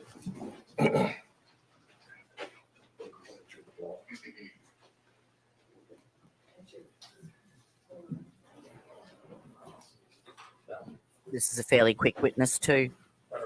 The next Yes, you witness. Janelle, I'm going to show you what's been marked as exhibit, I guess, 26A. The next Recognize witness that? is one of the Tell us what it is. people. photo of all of us together. All right, and are you in this picture? I am in the black swimming suit. All right. that did Are CPR you on Isaac. Drinking or not drinking? In that photo, I am not drinking. Okay. Is it fair to say that you did have some drinks that day, though? I did. Can you tell us what you had to drink? We had stopped at a riverbank. I got offered a shot of butterscotch schnapps, and then I had, I believe it was a Truly's or Budweiser. Actually, it was probably both. I cannot remember exactly what I drank. You know how many drinks you had? For sure, the one shot and probably a total of 1 beer. I had been trying different flavors of everybody else's, but I never finished the full beer of my own. Do you feel like you were impaired that day? No. All right. At some point while your group was going down the river, did you come across a disturbance of some sort? We did. What did you see when you first noticed the disturbance? I was laying back in my inner tube and I was taking a little nap, and all of a sudden my friend Riley had tapped me on the shoulder saying, "Hey, let's go check it out." So I got up and I followed behind her. I could hear a lot of commotion, but I could not make out distinctive voices or what they were saying or anything. And yeah, that's how it started. When you followed Riley over, did you hear any specific words or phrases? I did not hear anything specific. It was fair to say there was some yelling going on. Oh, for sure. Yes. Did you see Madison Cohen when that occurred? I did. She was already up there All by right. the What was time I had gotten there. what was Madison Cohen doing? I actually did hear Maddie yelling, swearing at the gentleman and telling him to get the F out of here. Okay. Which gentleman was that? Huh? Who was she yelling at? Oh, it was Nicolae Miu. All right. At the time, did you know who he was? I did not. You know now. Yes.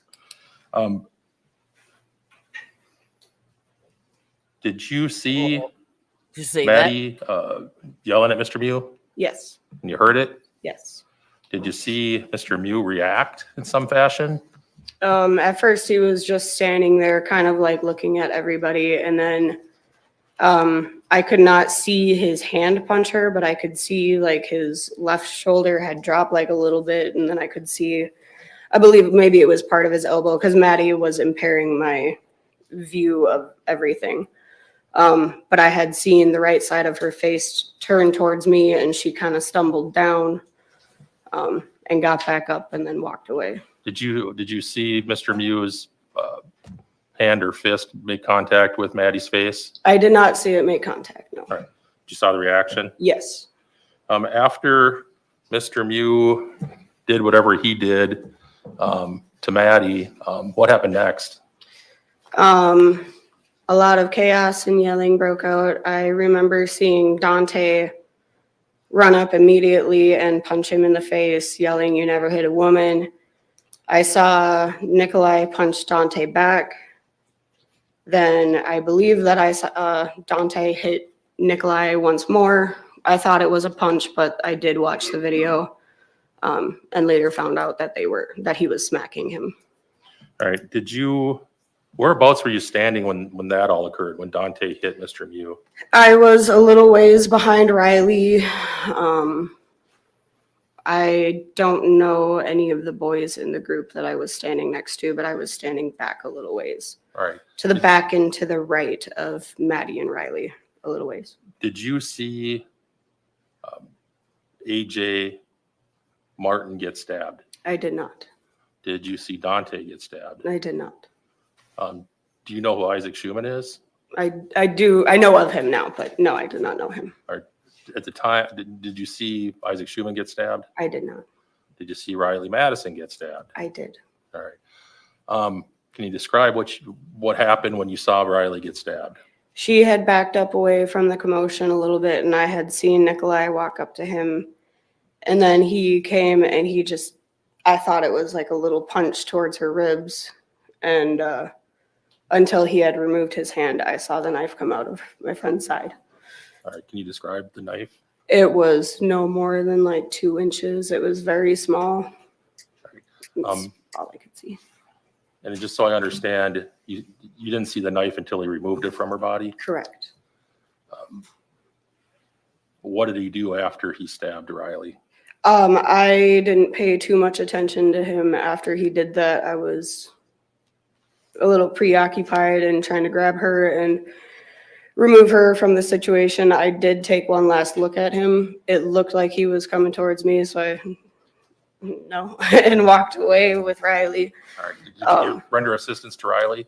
Yes, I did. I got her back to Q and Sheena and told them to take her downriver and get help. And then when I turned back around, I had seen Tony standing next to AJ, so I ran up to them and I helped Tony drag AJ to the shore. Tried to make sure that they were as okay as they could be before I went to try to go help as much as I could. Did you see Tony get stabbed? I did not. Did you see that he was injured when you? I did. We're going to show you some still frames from the video. We're going to start at 28:59.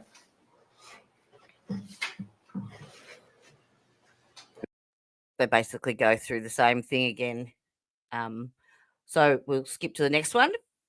This is, luckily there was a nurse on scene and she assisted with trying to resuscitate Isaac. So her testimony is next. 54.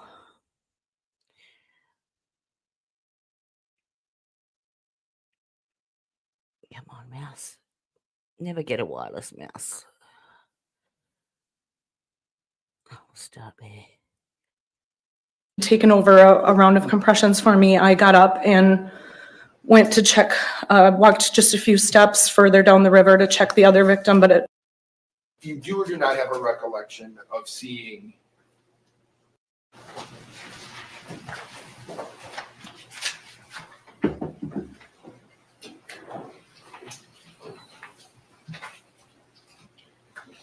Ms. Baldazzo, would you please come forward? Keep coming. There you go. Please face the clerk, raise your right hand. She will administer the oath. Do you swear that the testimony you are about to give in this matter shall be the truth, the whole truth, and nothing but the truth, so help you God? I do. Please have a seat in the witness chair. Name, Andrea Baldazzo, BAL. put in on the Apple River. Were we put in Yeah, at some point as you're floating down the river, did you become involved with an incident where some folks, on the river's edge? did you know who that boy was? By somebody else, do you mean somebody else? And continue that for Did you make a, That's not me. That's the live feed doing that. a large cut. At first, I thought he had been impaled on the set of roots and branches that were hanging down just prior to that. But then I looked and it was a slash mark, not an impale thing. It was a long and thin and clean cut where was it located on his body? on his left chest, upper chest, kind of his ribs. All right.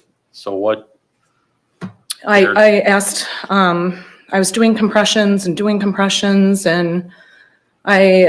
people were screaming and it was making me lose count. So I think I yelled out to somebody, shut up or stop screaming, so that I could count. There were other people around. I asked for somebody to get me anything that I could use as a chest seal, Ziploc bag, anything to put over that wound. I didn't want any water or anything getting in there, but I looked down at Isaac and there was some vomit coming from his mouth at some point. So I asked to turn the kid up front to turn his head, which he did. And the kid splashed some water, which got in his eyes. And I said, don't splash water in his face anymore. And it just continued forever. It felt like forever that we did compressions. I kept asking, where's the rig? Why isn't it here yet? by rig, what do you mean? Ambulance. Do you have an idea now, as you sit here, how long you performed chest compressions on Isaac? I said 45 minutes because I think I thought that's what it was, but somebody corrected me later that it wasn't. It felt like forever. I mean, we were going and going round after round. Other people were performing compressions. We were singing Baby Shark to keep people on the rhythm. Or you were taking turns giving him? Yeah. And at some point, when somebody had taken over a round of compressions for me, I got up and went to check, walked just a few steps further down the river to check the other victim, but it looked to me like they were up and speaking and conscious. So I went back to Isaac because he was not.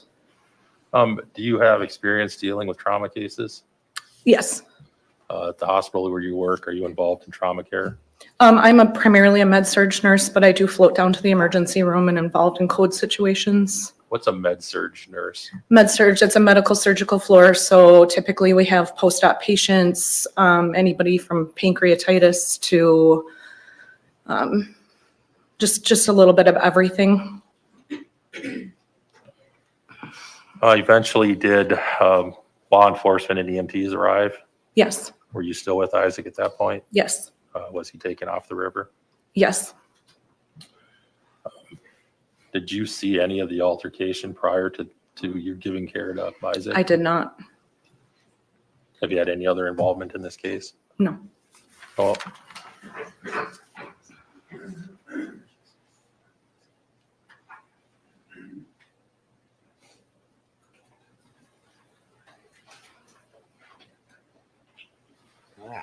So when you testified earlier that your husband had alerted you that he thought there was some kind of party going on, do you know whereabouts in the river you were?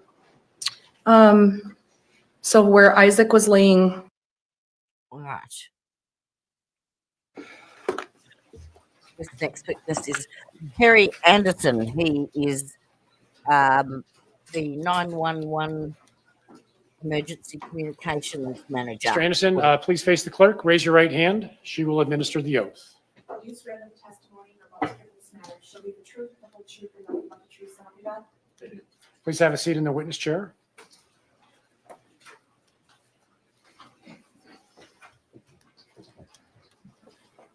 Mr. Anderson. Can you state your first and last name for the record? Terry Anderson, And is Anderson E-N or O-N? Ian. And how are you employed? I'm the emergency communications manager for the county. How long have you been in that role? Since 2007. And what are your duties? Managing the 911 center, making sure all the equipment operates, making sure it's staffed, and control, I shouldn't say controlling, but managing the audio logging of all the radio and phone audio. So you're also the custodian of records there? Correct. And our 911 calls, dispatch logs, are those maintained in the regular course of dispatch? Yes, they are. Were you asked to retrieve 911 calls in the dispatch log for this case? I was. Did you provide those to the sheriff's office? I did. And may I approach? Yes.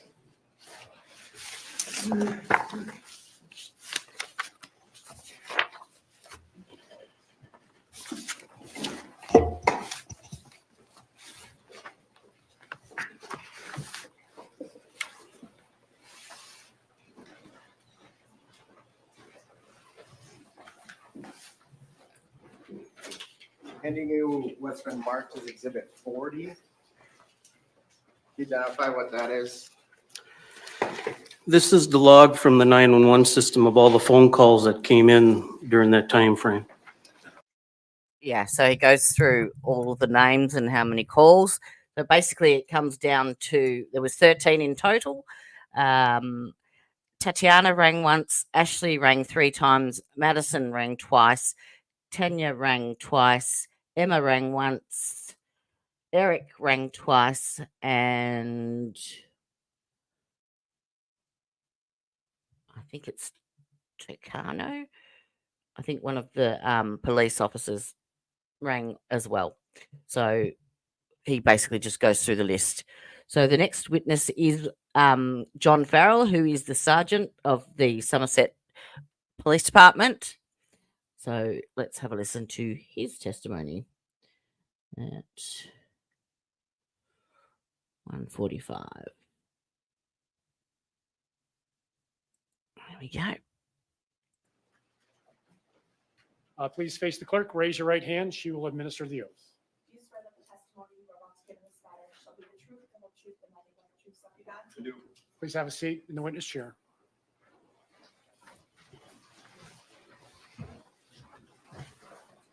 Mr. Anderson. Can you please state your first and last name and spell your last name? John Farrell, Farrell. And how are you employed? I'm a sergeant with the Somerset Police Department How long have you worked in law enforcement?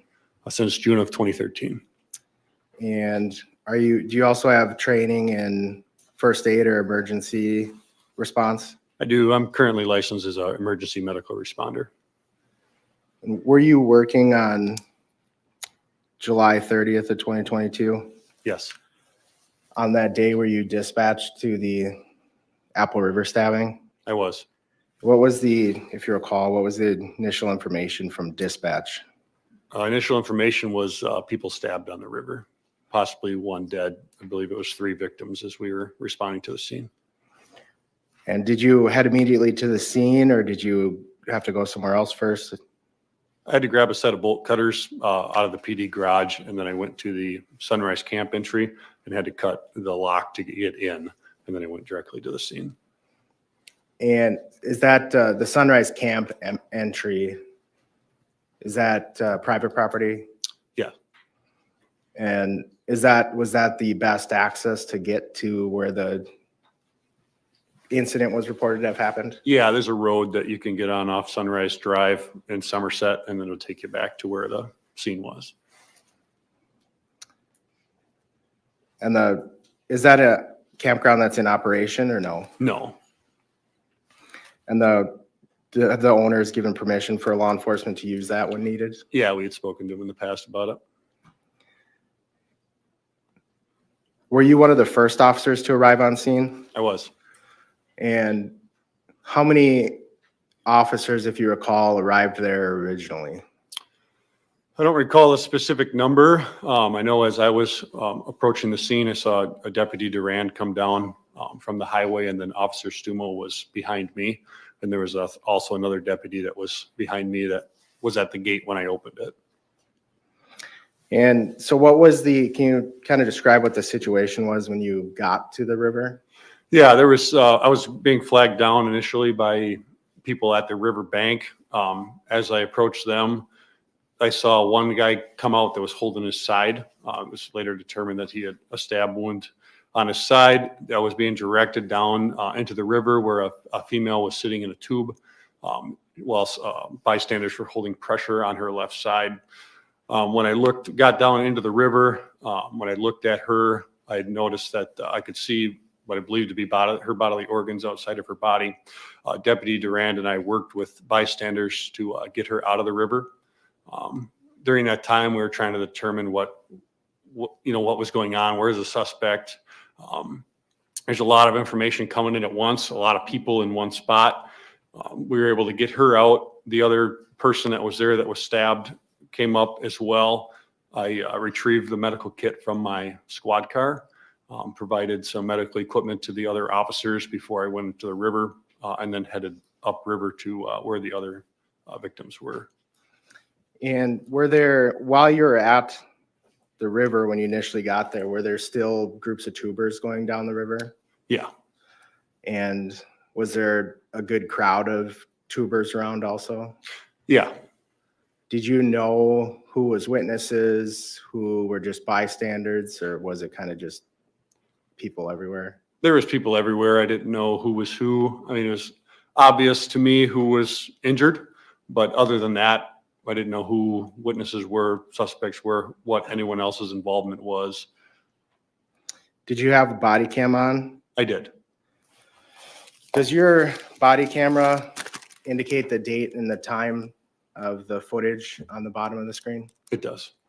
Permission to approach? Yes. Can you, what's been marked as Exhibit 22, what's that labeled as? Farrell BC video? BC body cam? Yes. Judge, I move to publish portions of it. I'm going to skip around a little bit to not show some of the up-close graphic parts. So first, any objection to Exhibit 22? All right, received. Go ahead and publish the portions you wish to show.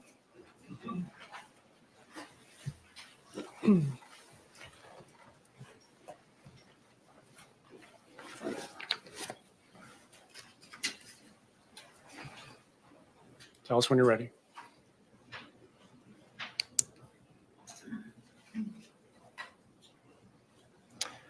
Oh, and I'll ask another question. If we watch the first minute, would it just be you driving there? Yeah. We're going to start at 57 seconds, Judge.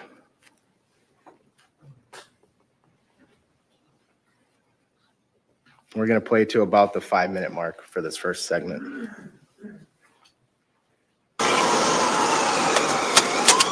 I got a cutter! A19 dispatch Q, call the on-call.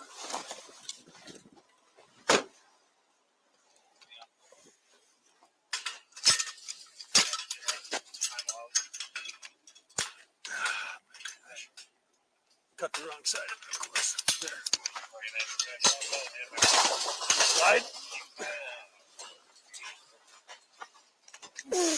Show the video.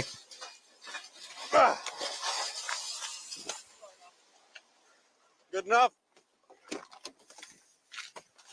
you get an opportunity, if you want to have fire rescue states, let them know. Reach up there. End up with potential victims on the river, whatever they do to get access to that.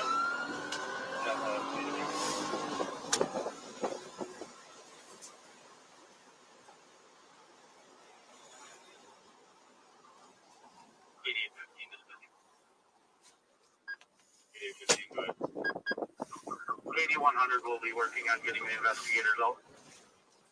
That's where Sheila Handel's ready to. I wasn't aware of that when I talked to him. That's where I'll go. Dispatch Sunrise access is open. Sunrise access? Correct. Looking down to the river. That's where 50-50.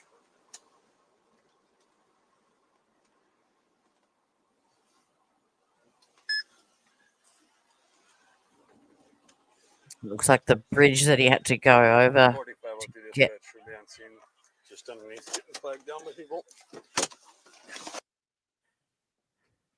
So we're paused at 2:53. Can you see the timestamp on the bottom there? I can. What's the time?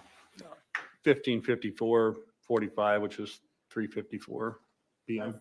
The time of law enforcement's first arrival on scene? Yeah, yes.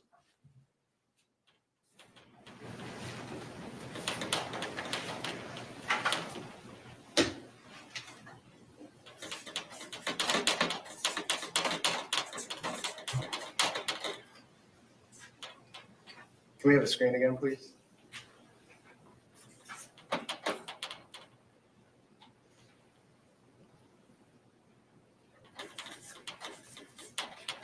And 15:54 would be 3:54 PM. Yes.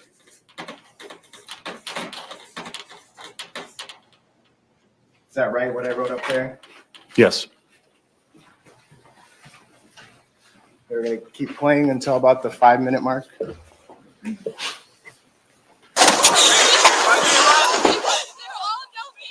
They're all down where?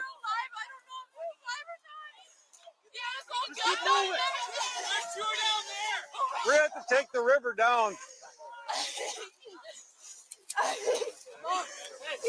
We got someone who can't move. Yep, come on up. We got Come on, someone who you can't come up move. here. Go help him. Please. Yeah, we got one. Where'd the suspect go? I don't know. No, but we got. She got stabbed. Her right there. She got stabbed. Okay. And there's two down there yet too. It's shallow water, so you Yep, you can yep, step in we're there. going, It's shallow. we're going. It's shallow. Y'all can step in there. Just, we got one stabbing already up here. The one kid that walked by you was too. Yep, we saw that.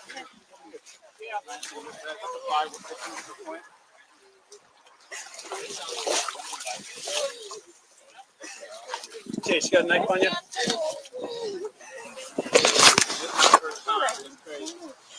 Can't breathe.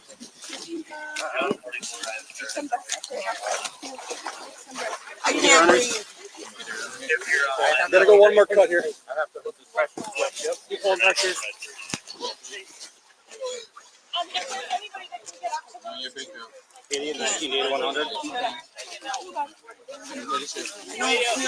I know you do. I know you don't. You're doing good. Keep holding pressure. Okay.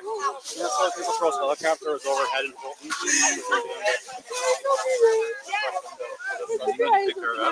I think we can just pick her up. She's got a dissertation here.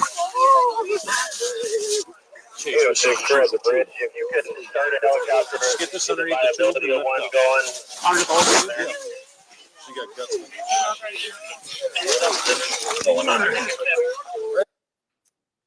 We stopped at 4:52. And did you end up assisting to carry Riley out of the river? Yes. Where'd you bring her? Just up to the paved road there by the squad cars. What'd you do after that? I retrieved the medical equipment from my squad car and provided it to the officers who were tending to her, the other subject that was stabbed that was sitting next to my squad car, and then I headed into the river. And we're gonna play from about the 8-minute mark. 7:59 is the timestamp.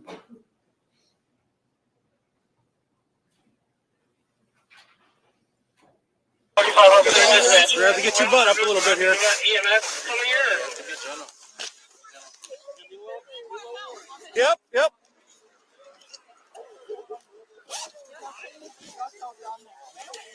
Way up. Yep, we're going. Okay. Ready, Chase? And the guy is still walking up the river. The suspect? Yes, he's still having a knife out. He was still stabbing people.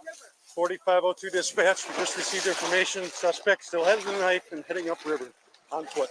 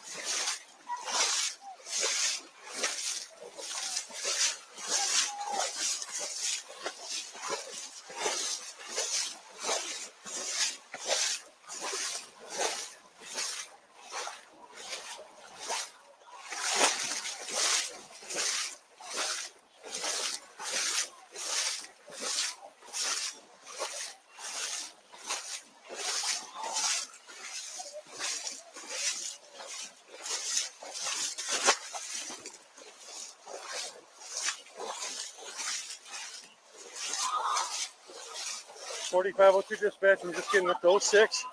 It does appear that EMS is clear to get up here. Just make sure they know suspect's still at large.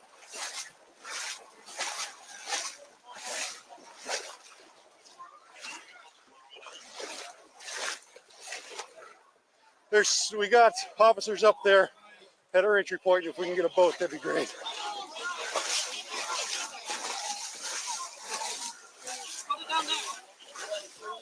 Yep. Okay, all right.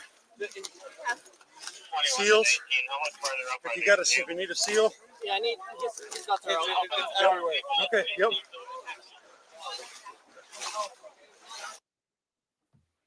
We stopped at 10:50. That first victim you stopped at and dropped off a chest seal. Yeah. Did you later learn that was AJ, or don't you know? I don't know. Okay. You know who that is up in the background there? Which? On the bank to the right, that kind of obstructed by other people, but. The person that's being tended to medically and CPR is in progress. I don't remember his exact name, but I believe his first name was Isaac. Okay. What did you do after this point? I went up to the group that was doing CPR on him, and then assisted with that. Do you eventually assist getting people off the river? Yeah, when paramedics arrived, they came up the river, then I assisted in getting him out of there. How did you get Isaac off the river when you had to wade up like that? Yeah, backboard was placed on inner tubes and then floated down the river. I don't have anything else. Mr. Shaughnessy? Just briefly, I'm sorry. So it appears initially you're in kind of responder, trying to assist mode. Is that fair? Yes. Okay. And at that point, I'm assuming you're training. You're not, I don't want to say you're not interested, but you're focused on kind of what's going on, and the investigation can kind of happen at a later point. That's correct. That's correct. Okay. At some point, your report indicates that you make it to the village park. Is that right? Yes. Okay. So from what we saw there in the times, how much later or how much time passes until you make it up to village park? Oh, I don't know the exact time. It's not immediate. It's a significant time, but I don't know the exact time. Okay. And we heard on the tape that you're getting information as it's kind of coming in. Is that fair? Yes. Okay. When you go to Village Park, are you then starting to maybe switch over from emergency situation to kind of investigative situation? Is that fair? Yes. Okay. And you make contact at Village Park with a gentleman by the name of Eric Williams. Is that right? That's right. Okay. And does he come up to you, or do you go up to him? I had directed him out of the crowd to come talk to me. There was a group gathered together. Okay. So did you have some information that he might have information? I had information that the people in the group may have information, but as to who knew what and who was where, no, I didn't have that until I started talking to him. Okay. And he had provided you at least some brief information about kind of what was going on, right? Yes. Okay. And he had provided you information that he was with Mr. Miu, right? Yeah, in the same group, yes.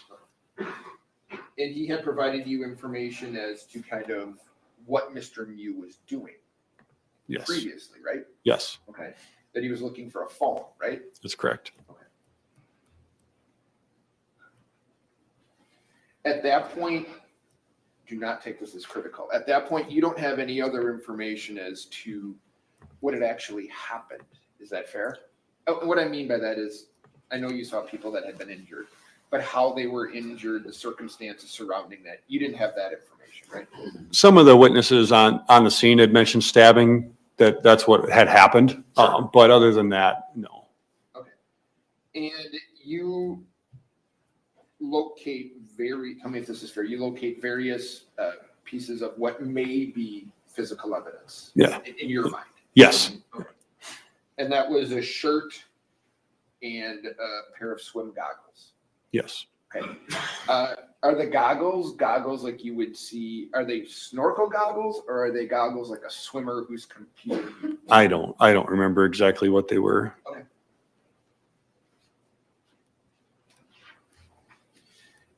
After your interview with Mr. Williams, and you're walking kind of the river, is that your involvement in the case?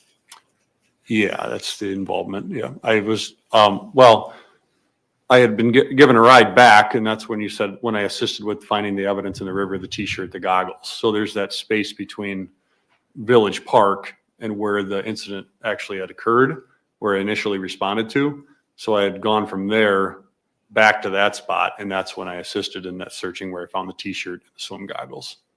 I just want to make sure I'm not missing anything. So after that's done, your involvement in kind of what happened here has concluded. Is that fair? Yes. So thank you. Mr. Anderson, anything else? Nothing else. All right, thank you, Sergeant. You may step down.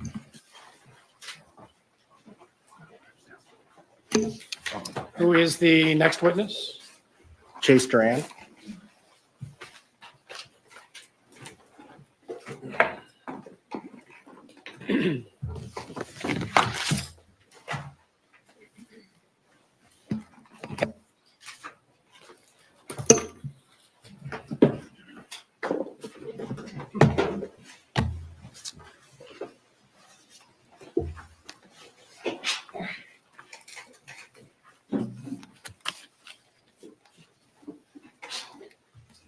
Sergeant Duran, please come forward. Please face the clerk, raise your right hand. She will administer the oath. Oh, I realized that I was on mute. Please have a seat in the witness chair. I was just saying it was Milo o'clock. I needed a Milo, and you should never buy any of these to have with your Milo because they're delicious. Yes, you won't stop. Anyway, let's get back to it. Serious stuff here. This is Chase Durant, the sergeant of the St. Croix Police Department County. And he has some body cam footage with AJ and Dante, I believe. So let's watch his testimony. And then I think we'll... Mr. Smithstead. Will you state your name for the record, please? Chase Durand. How do you spell your last name? Durand. What do you do for a living? Patrol sergeant with Sheriff's Office, St. Croix County. How long have you worked in law enforcement? About 10 years. How long have you been a sergeant? About 5 years, I believe. Can you briefly describe your training to be a police officer? Basic recruit school, 720 hours. And then attended several other FTO through the department, and then several other schools following that, SWAT school, boat patrol, several other trainings. Do you have any EMT training? Yes. Was that included as part of your law enforcement training or something you did separately? We receive a basic first responder level training in the academy, and then through our emergency response unit, we receive follow-on medical training from our tactical medics that's assigned to our unit, and have attended a 3-day trauma care training. Were you working back on July 30th of 2022? Yes, I was. Did you get dispatched to the incident on the Apple River? I did. What information were you given in the initial call? It was aired to us from dispatch that there have been several people stabbed on the Apple River, and dispatch said it was near the 64 bridge in Somerset Township. Where were you located when you first got called? I was in the Holton area. About how far away? About how far away? 9 miles. Did you drive over to the area where the call was coming from? Yes, I responded emergent, and the area I'm familiar with, there's a private road underneath the bridge with no off ramp on the highway there on 64. I parked up on top of the overpass and then went down the embankment to the river. When you arrived, were there other officers on scene? I first saw Officer Farrell or Sergeant Farrell from Somerset PD. Do you remember any other officers you saw? Once I got upriver, when we waded to the river, and then came across Officer Stumo at that location where the 2 victims were in the water still. All right. So before you get into the river, did you get involved in some of the activities that were going on shore? Yes. When I first arrived and made my way down the embankment, I came across, it was hectic and there was a lot of people near the bridge. There was one male subject who was able to walk, who had observed what looked like a stab wound. And then I was directed with Sergeant Farrell to to another female laying in an inner tube that had a wound to her left side. We used my soft stretcher with help of bystanders to evacuate her out of the water up to the road where I passed her off to another deputy arriving. And after you did that, did you enter the river? Yes. At that point, had you been given any information as to who the suspect was or what they looked like? Once I entered the water, people were yelling that it was a guy wearing scuba gear and he went back upriver. You didn't have a physical description? At that time, no. Were you wearing a body camera at the time that you responded to the river? I was. On my first arrival with the first 2 victims I came across, it wasn't recording. And then when I checked it going upriver, I had to open up, it was our old body cam system. I'd open up the phone app and activate it. It wasn't turning on with the button. All right. So if I understand you, part of what you did isn't on your body cam? Correct. Would that have been the activities that you were involved in with Sergeant Farrell? The initial response with the first 2 victims you located, and then once I entered the water to go upriver, that's when my body cam turned on. Can I approach the witness, Sean? Yes, you may. Sergeant, I'm going to show you what's been marked as Exhibit 43. Can you tell us what that is?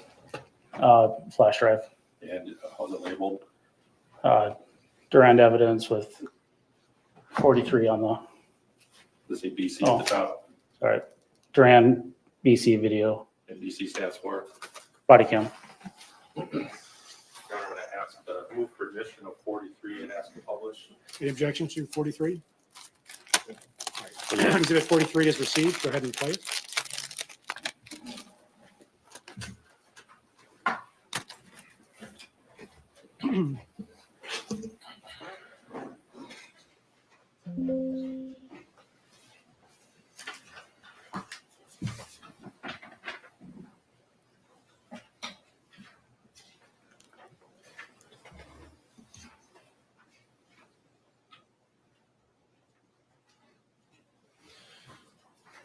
Your Honor, again, I'm going to just give a warning that some of the images on this body cam are graphic, so anybody who may be concerned may want to leave. So members of the jury, what you're about to see is difficult. It is evidence. You may consider it. Watch as much as you can. If you need to avert your eyes for a moment, you may. But I ask that you pay as close attention as you can because this is evidence in the trial. Mr. Smithstead.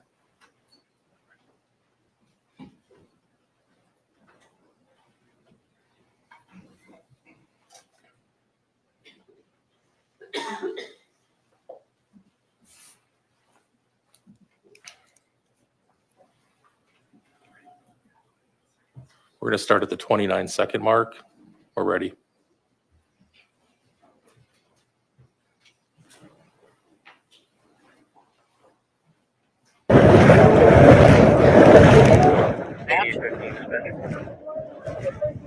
He's so vital. Okay. We'll just You see where the suspect was?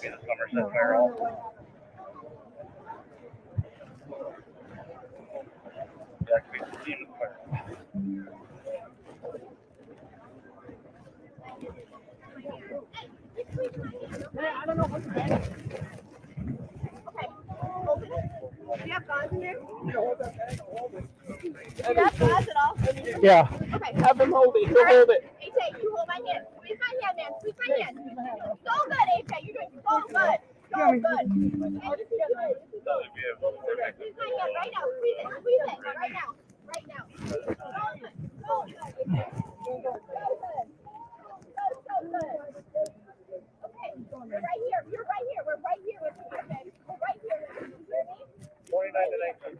I know, AJ. I know, AJ. We're right here. All right. Go after 19. We're here for you. We're here for you. Do you want me to go upriver and start coming down, or I'm at the bridge right now? You want to start looking for the suspect. I'll work on a description. I heard one person say scuba gear. You're doing so good, AJ. AJ Martin, huh? What a good name, right? 47 through dispatch. We're doing CPR. Hold on to me. 47 through CPR. You guys see what happened? Who did it? 47 through dispatch. I know you're busy, but You know who it is? No, it's just some rando on the river. He looks 5'9", 5'10", Russian-looking guy. That's Brittany Carlson. Short, dark What was he hair. wearing? Hey, you see him? Hey! I think they just went after him. I think he's up there. You get out of there. Get out! Get out!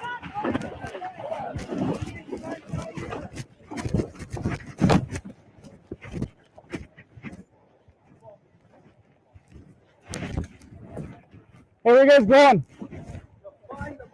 What? We need to know what he looks like. We got a lot of cops in the area. What does he look like? I don't fucking know.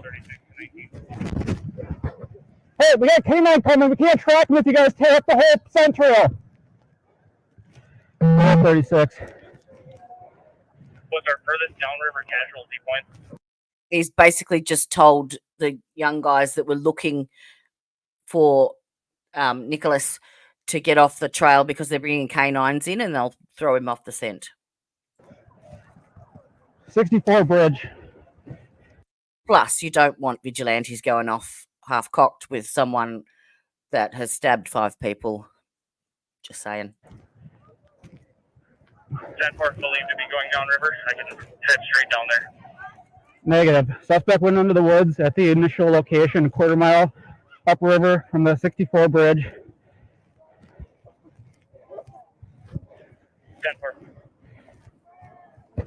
10-4. Did he go off on the north or south bank? South bank. The cider cars are on. Chase, do you want me to continue up to you, or do you want me to take my squad up the road farther into the woods? Yep. Up the river. Discression. Eric, just go to the woods. We need this EMS here. Get these people out of here. 10-4. I just talked to rescue. They're working on getting the boat into the water and up to you guys.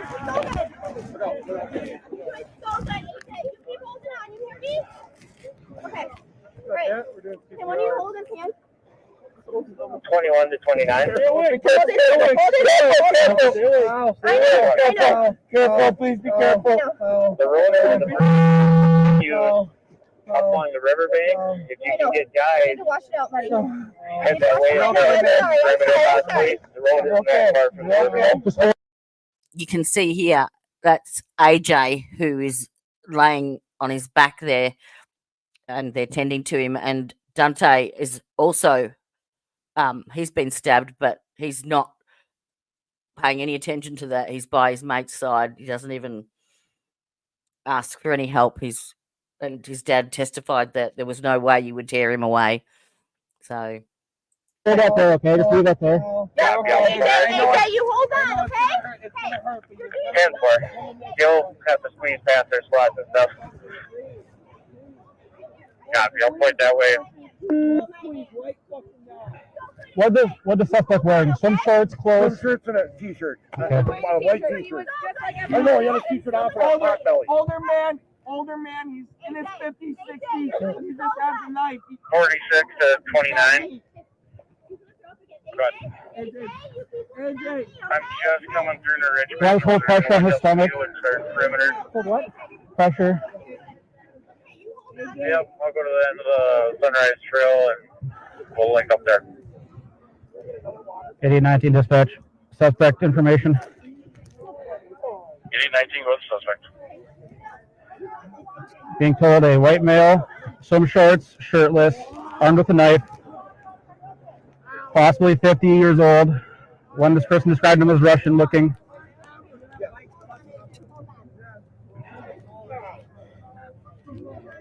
Do we have a color on those swim shorts? Negative. Can't get that yet. Also, 2 of the friends of the person ran off into the woods and are looking for the suspects. We have some other people contaminating the area.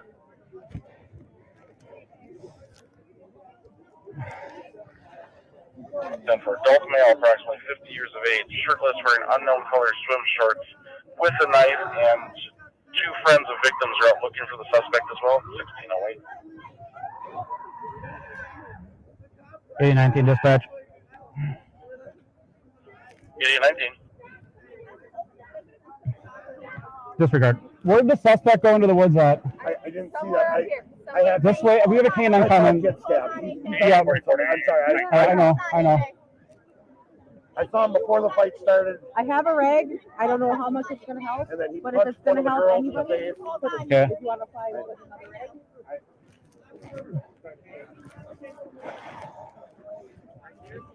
One here, one there. 44 to 8829. They don't know. No one knows. They said this region. They don't know exactly where. I have these 2 trauma bandages. I got a tourniquet and some quick clot Z-fold. His guts are hanging out. The other one, I haven't been over to that one yet. Let's throw that on. Here. 44 to 8829. I don't know if those frauds. We're just getting out to the 6. Where did you need us? I think 29 up the road here farther. Try to set up perimeter. At the end of Sunrise Trail here, it's pretty thick. I'm not going to be able to see much down here. I would say go to the highway and start looking on that way. 10-4, we'll be rough the highway.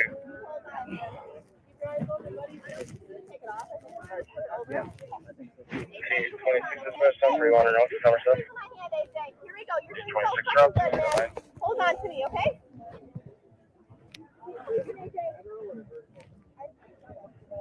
8819 to the dispatch. You too? 8819. Our 2 most critical patients are up here, upriver. Is this? No. You guys see him? Copy. 8819 has 2 critical patients upriver. Do you have a team to go to extract them? I didn't catch that. We're a quarter mile upriver from the bridge. We can see the squads. 1, no vitals. CPR in progress.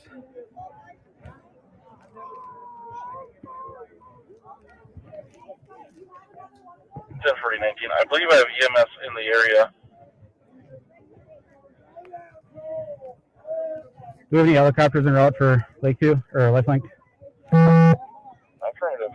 2 helicopters at this time. 8821 dispatch.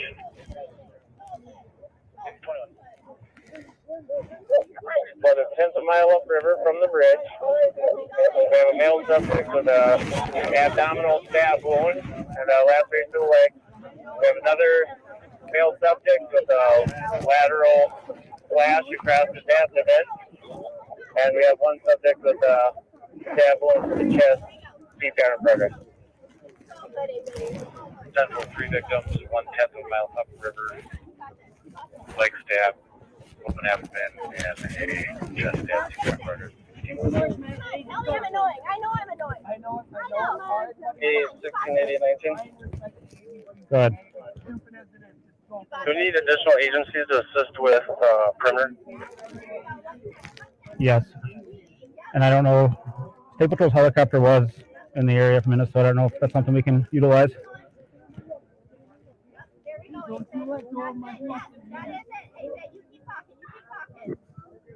Hey, 16 dispatch. If Richmond's available and see if Polk County can send some deputies down. Keep talking, keep talking. You're so Denver, Richmond, Paris, copy. Keep going. All right? You got this, baby. Sergeant Rand, were you able to watch that as we all watched it? Yes. At some point in your body cam, did you run up into the woods? Yes. What was that all about? There was movement up in the woods, people yelling at somebody. I ran up there, determined those two people that were going to go try to find the suspect.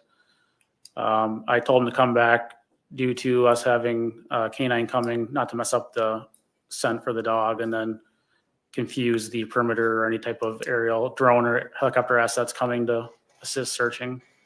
Did you know who those folks were up in the woods that were looking for the suspect? No. Did you see yourself on your body cam saying that they were friends of the victims? Yes, through the yelling in the crowd, I determined there was some type of relationship with the people. But as of today, you don't know if they had any connection to these victims? I don't know their exact connection. And when you went up into the woods,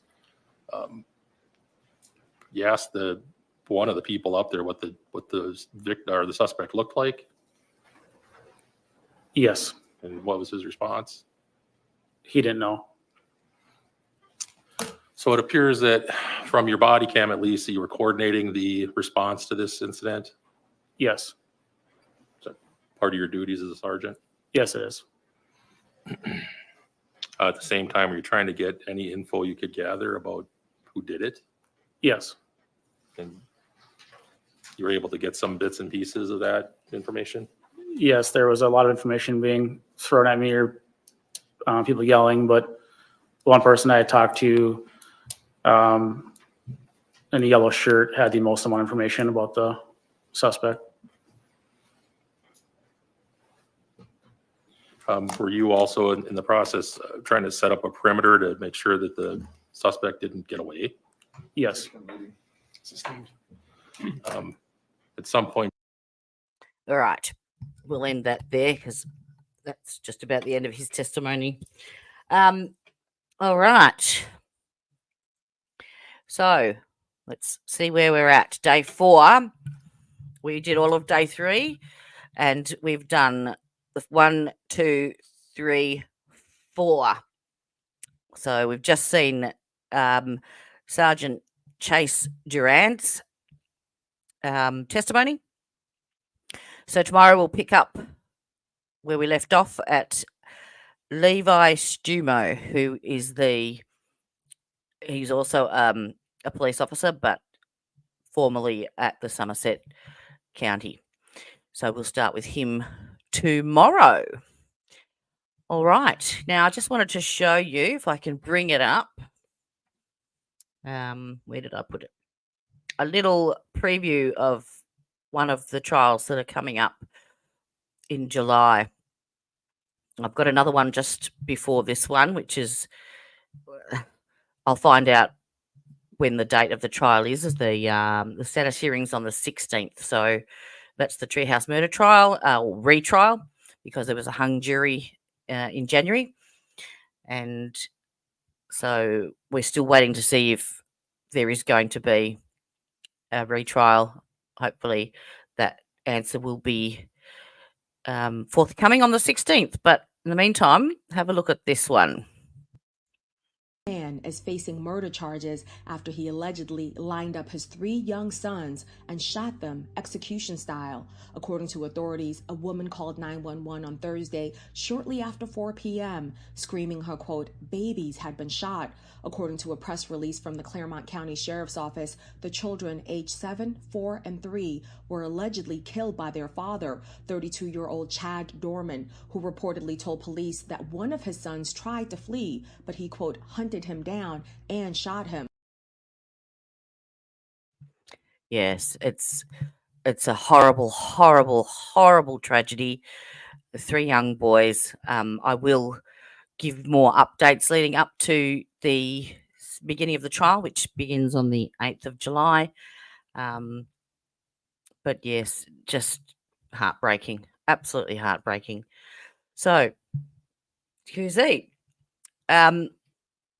without any further ado, I shall bid you adieu. And I'll see you tomorrow. Have a good evening. Have a good day. Oh, look, there goes the feline. It must be nearly 9:30 and he's calling me for bed. All right. Good luck. See you tomorrow.